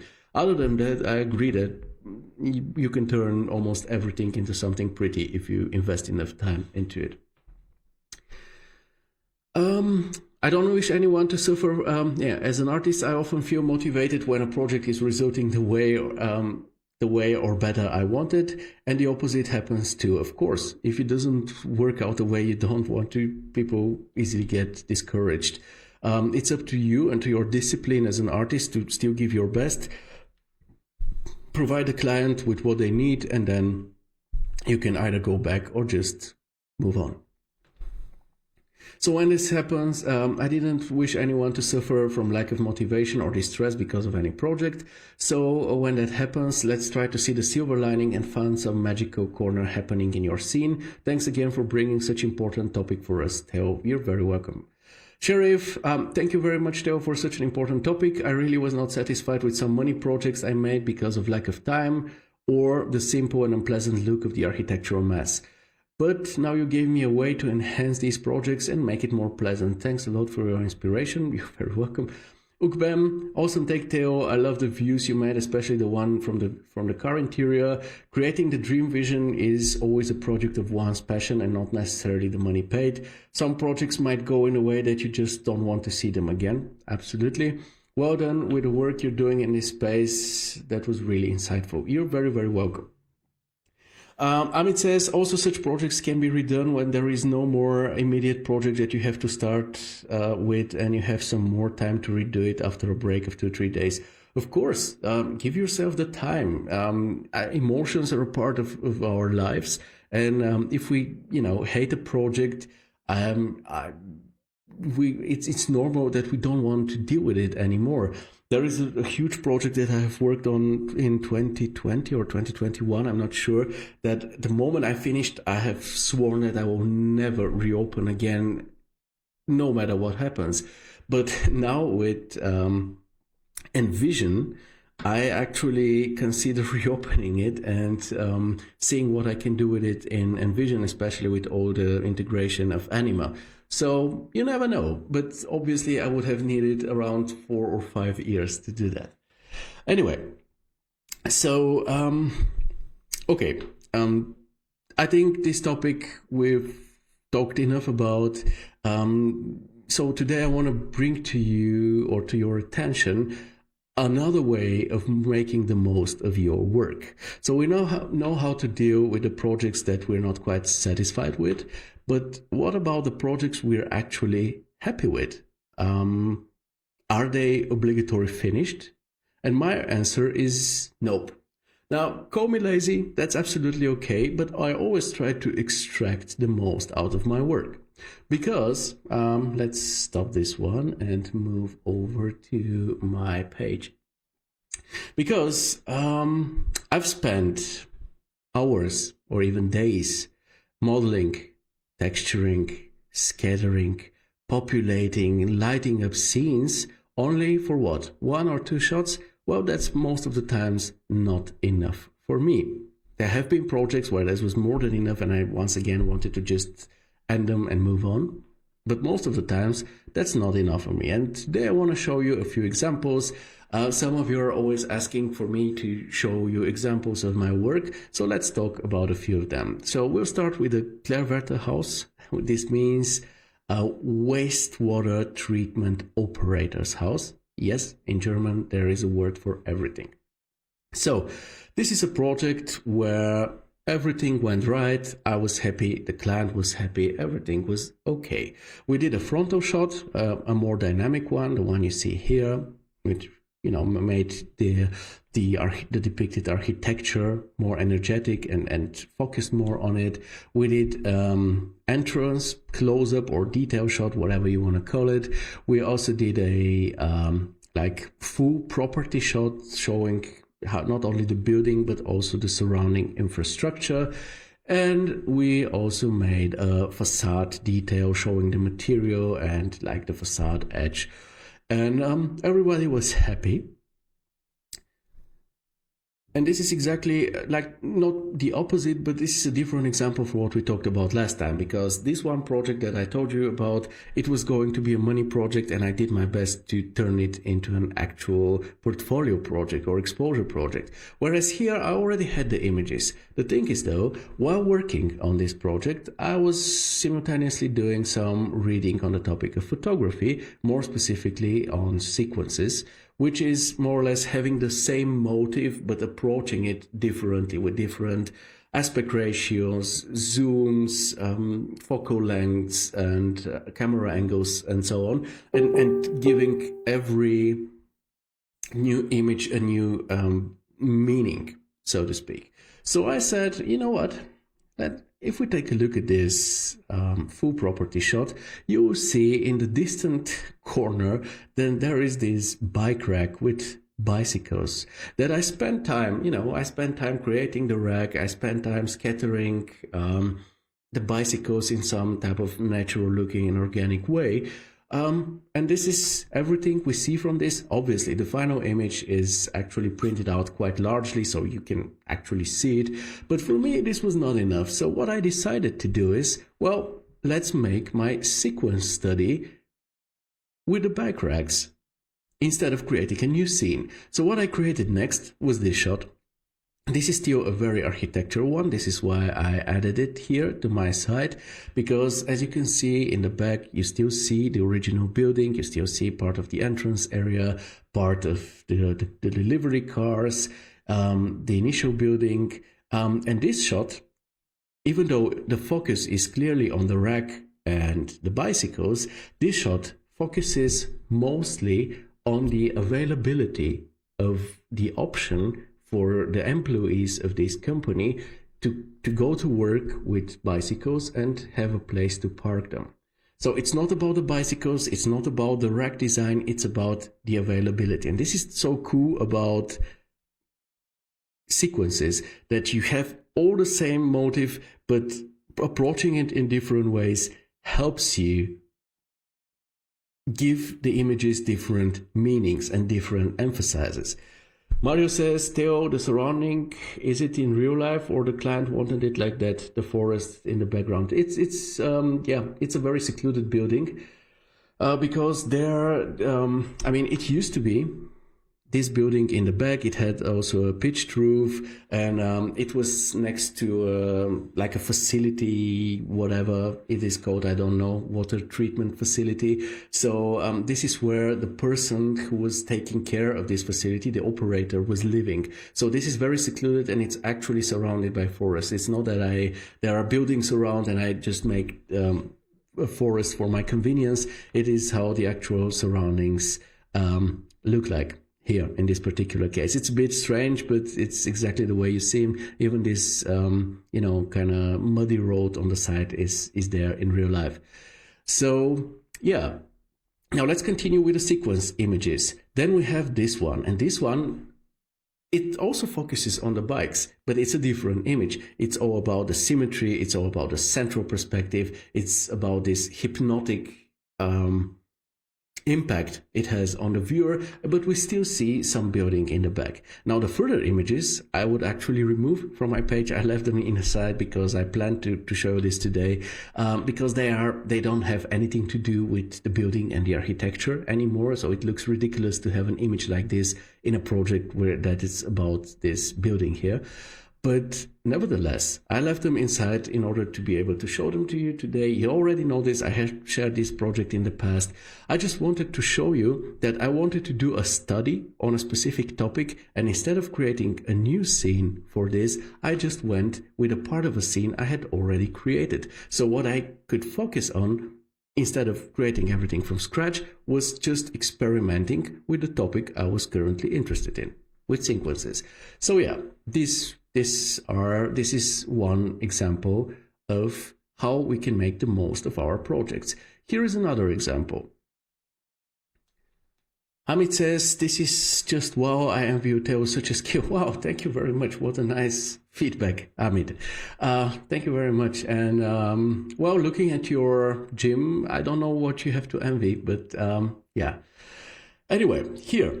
This was an ongoing project. I did the exteriors for this one, and at some point the clients reached out and said, you know what, we just want to show how open our interior space is. They didn't want more than one shot. They wanted this one shot that shows that we have an open living room, dining, and a kitchen, and there is a lot of wood on the inside. So this was the only thing they needed. I delivered the shot as you see it here.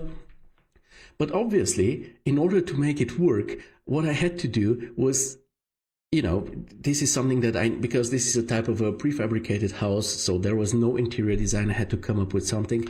So I had to come up with design for the living room, for the dining, for the kitchen, for the whole space. So if I've already invested all of this time to make this work, then I also want to make the most out of it. So of course I continued taking shots. And once again, I'm having fun.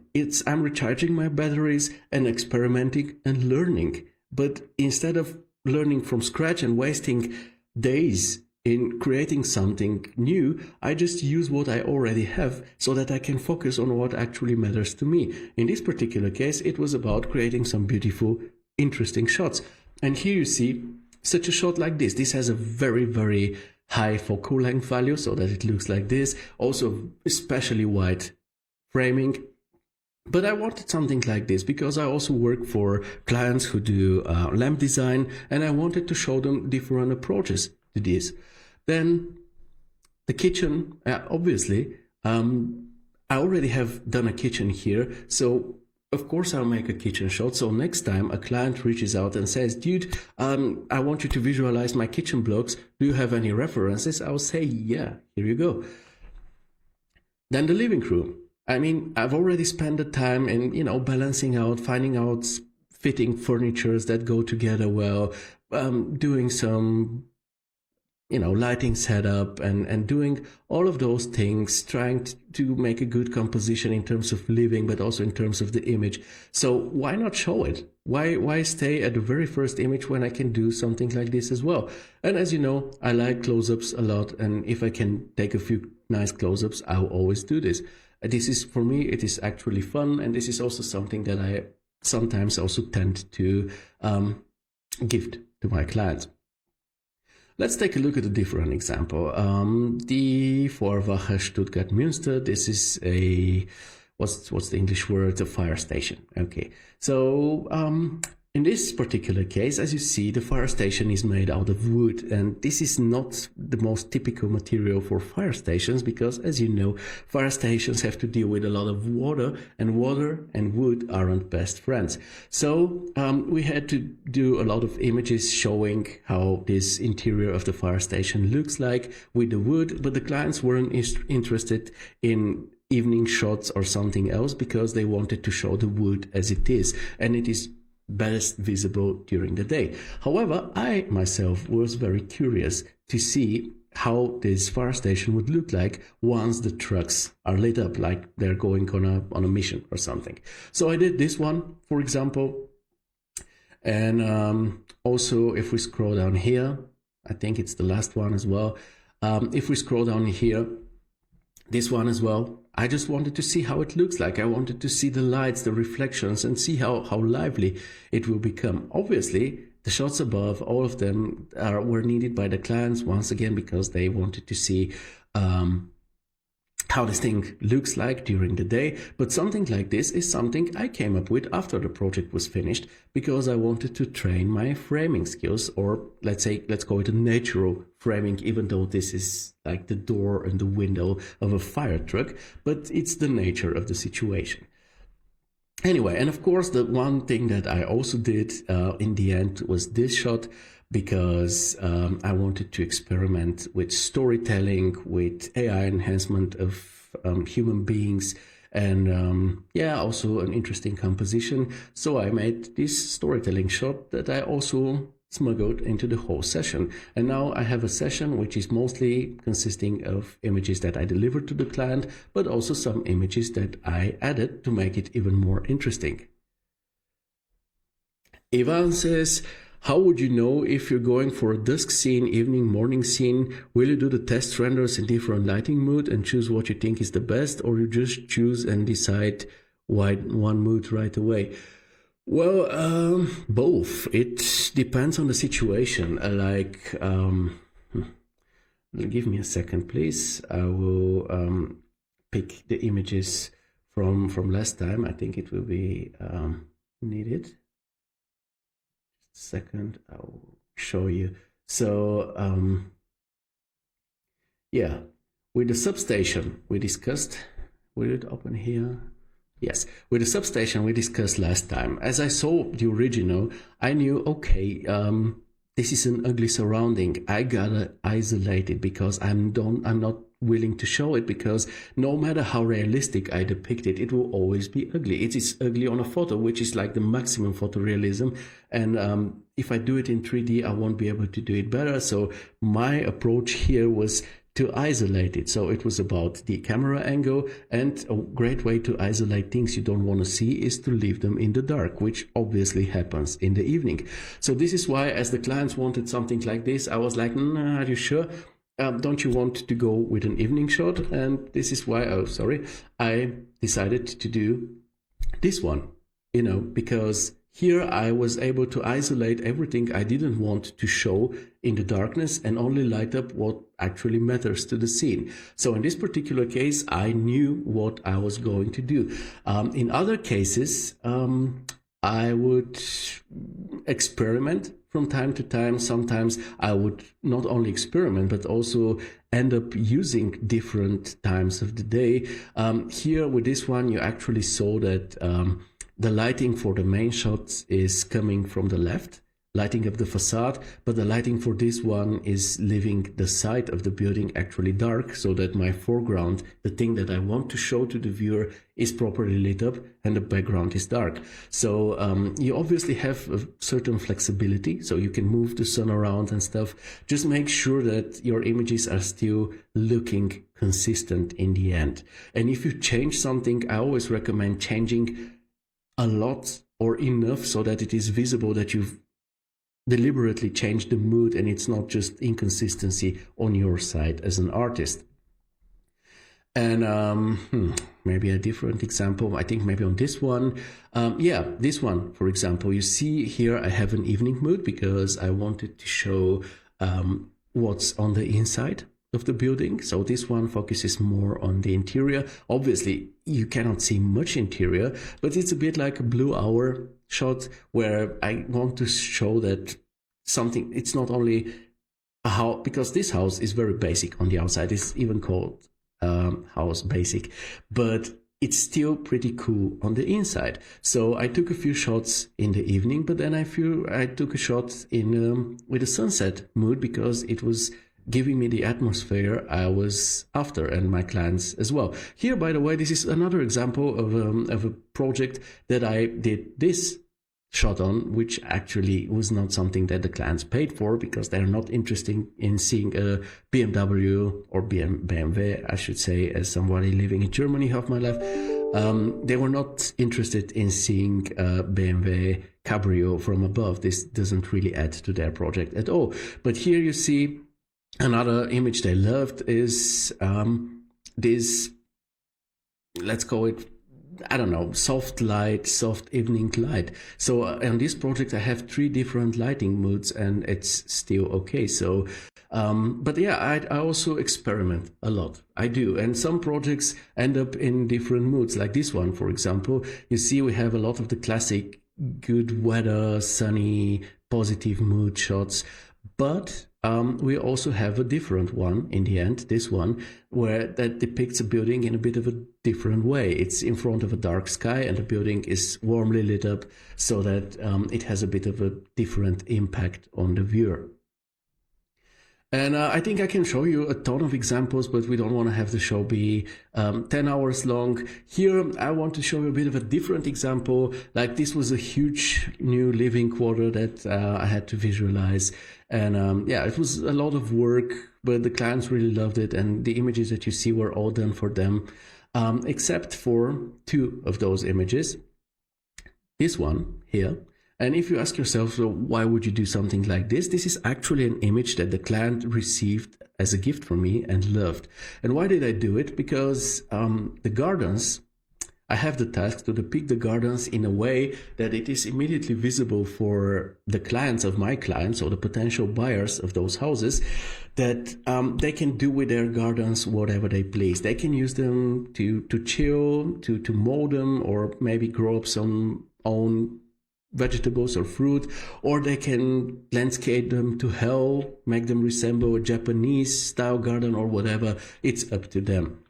So I already had this element built into my scene. So in the end, after a great work together, I wanted to give them this one final shot as a gift. And as you know, I love close-ups, so it was a pleasure for me to render this one out. And I gifted it to my clients, and the best thing about it is that they actually very, very much loved and appreciated it. And the reason for this is the following.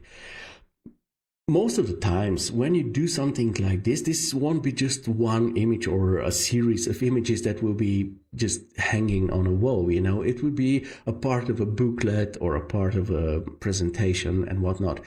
And having atmospheric images like this is something that clients actually very, very much value, because this is part of their project. It looks like it is a part of their project because, as we already talked about it is. And even though it doesn't really add much of information regarding the project, it adds a lot of emotion. It adds storytelling. And this is what clients also value a lot. And by the way, I said there were 2 shots that I added on my own here. The other one is this one, just because I sometimes love doing automotive renders. And talking about automotive renders, I got to show you a last example. This is a project called Goldener Apfel, which means golden apple in German. And this is one where it was one where we need to really be very sensible and careful with the implementation, because these are 2 new buildings built or going to be implemented in a very historic surrounding, as you can see here.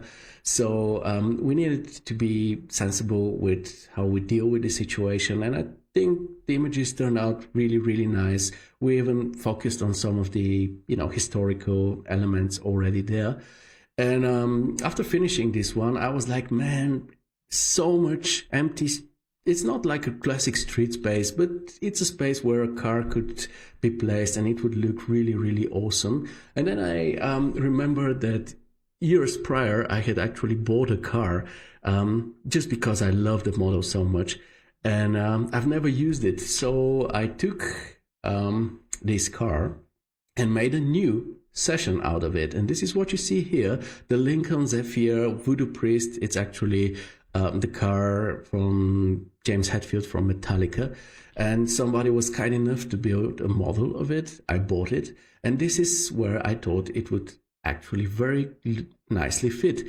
And once again, instead of building entirely new surroundings from scratch, I used the existing surroundings, and what I could focus on once again was getting some really nice angles, prepping up the car a bit more, the car paint, and yeah, getting some really, really cool shots, which I did in the end. And as you can see, given that I had already built the surroundings, I also get very cool and realistic and authentic reflections.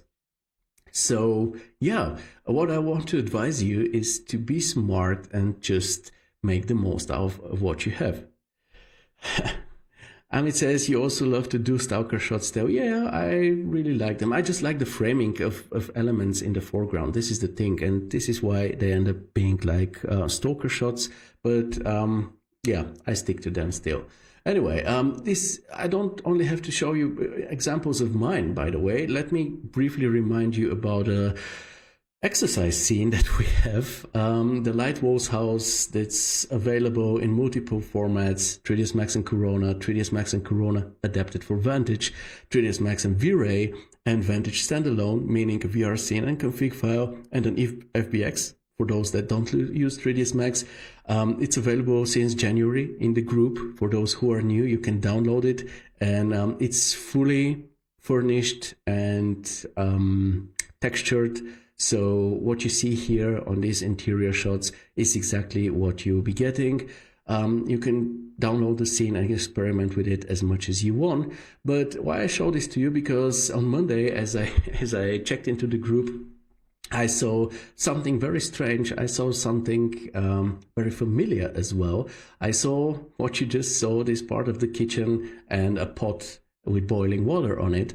And this is another example of being smart about things.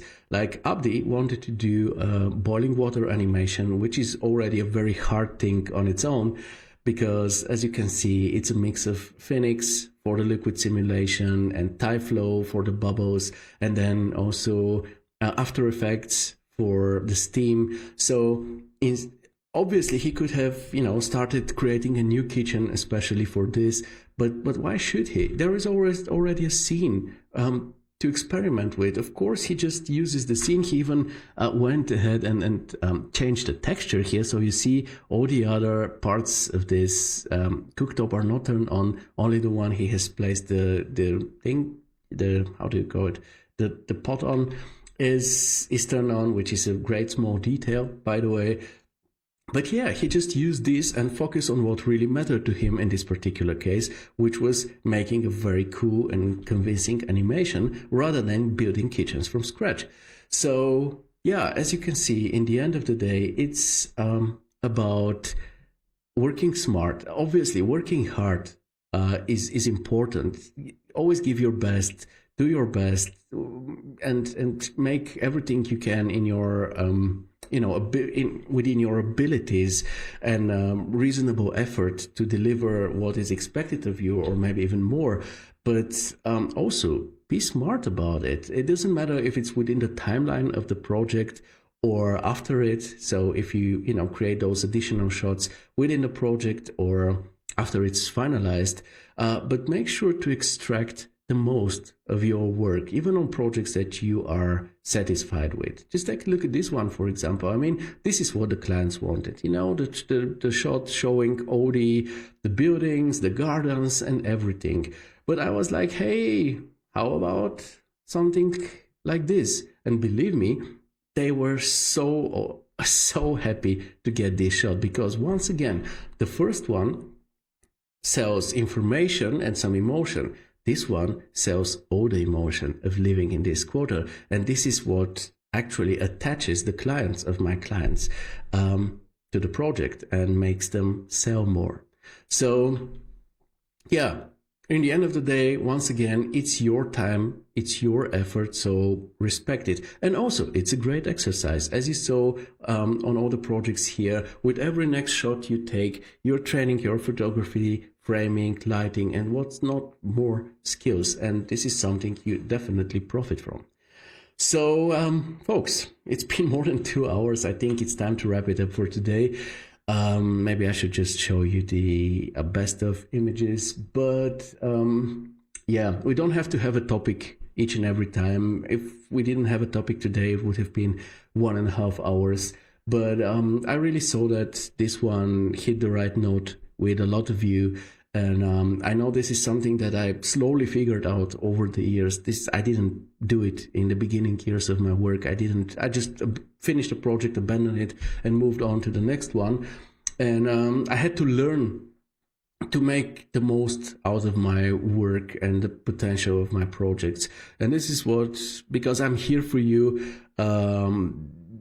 I want to also give you as much as I can. As you know, the show is not just for me a way to make money. It's also a way to, communicate with you and help you and teach you something. And if it works, I'm really more than happy. So this is why we did this. Amit says, Theo, honestly, the last part of the show was really a topic which I would remember for quite a long time, as it's a topic which never gets discussed and never gets priority to. We should have certain more topics like this to discuss in the group, provided everyone is comfortable with. For sure. I mean, if this is useful to you, I don't want to make every show a topic show. I just wanted to attach this topic to the previous one because they kind of belong together, because the essence of those is just that you should, in my opinion, this is at least what I do as an artist, try to make the most out of your work, because you profit from it, you exercise with it, and this makes eventually your work more unique, because I'm sure you have seen images like this, but probably you haven't seen so many images like this one, right? Make the most out of your work, respect your work, and be smart. Be really smart. It's okay, even if you just put some Quixel and Cosmos assets together and create a new scene, and this scene is good, then it's good. This is what counts in the end. Your outcome counts, not so much the way you achieved it. This is why I'm not against AI. Of course, I'm against all the legal or ethical issues, but I'm not against AI because, as Pedro said in the beginning, to me, it's just a tool. It's just one more thing which helps me get a better final outcome, and I will use all the things available. That's it. Ivan says, I'm so inspired. I love these images. Thank you so much, Master. Don't need to call me Master, but I'm very happy to hear that you're inspired. Anyway, let me show you the contenders that you get to vote for from tomorrow. This image is somehow small. I had to save a better version, but yeah, Karnvir's Mallorca bedroom. It's really a good one, and I think it will make for a very nice cover. Konstantinos, experimental, whatever, exterior, interior. It's just cool. We have Leslie's apartment. Once again, it's very small. I have to resave this one, but also very, very good project.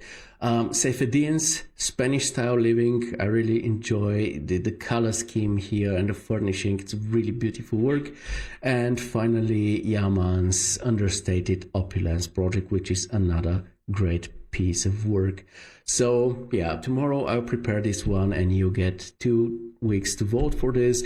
And also, once again, a topic that we need to discuss is who of you are going to participate in the next show alongside with me, and how we will figure out who. So if you have any ideas about it, gladly reach out, write it in the chat or something, and let's figure this out, because we need to start preparing the 50th celebrationary episode of our show. Okay, and I think this was it. After 2 hours and 10 minutes, it's time to wrap it up. But as usual, it was a pleasure hanging out with you, and I hope you have a great month of April. I hope nobody fools you today anymore. You didn't catch it in the beginning, as I said, that this is one of the final shows that you're going to view. Yeah, this was my way of trying to trick you. You didn't let yourself get fooled. What I meant by this was actually partially true, though, because we are doing some room movements here. You know, kids are getting older, need more space, more privacy. So, while establishing some new rooms, we also consider moving, or I also consider moving my office to a room in the first floor, a smaller one, but I actually don't need much space, to be honest. So yeah, maybe this is one of the final shots with the background you currently see behind me, and maybe this will soon change with a different one, but who knows? We're not so far.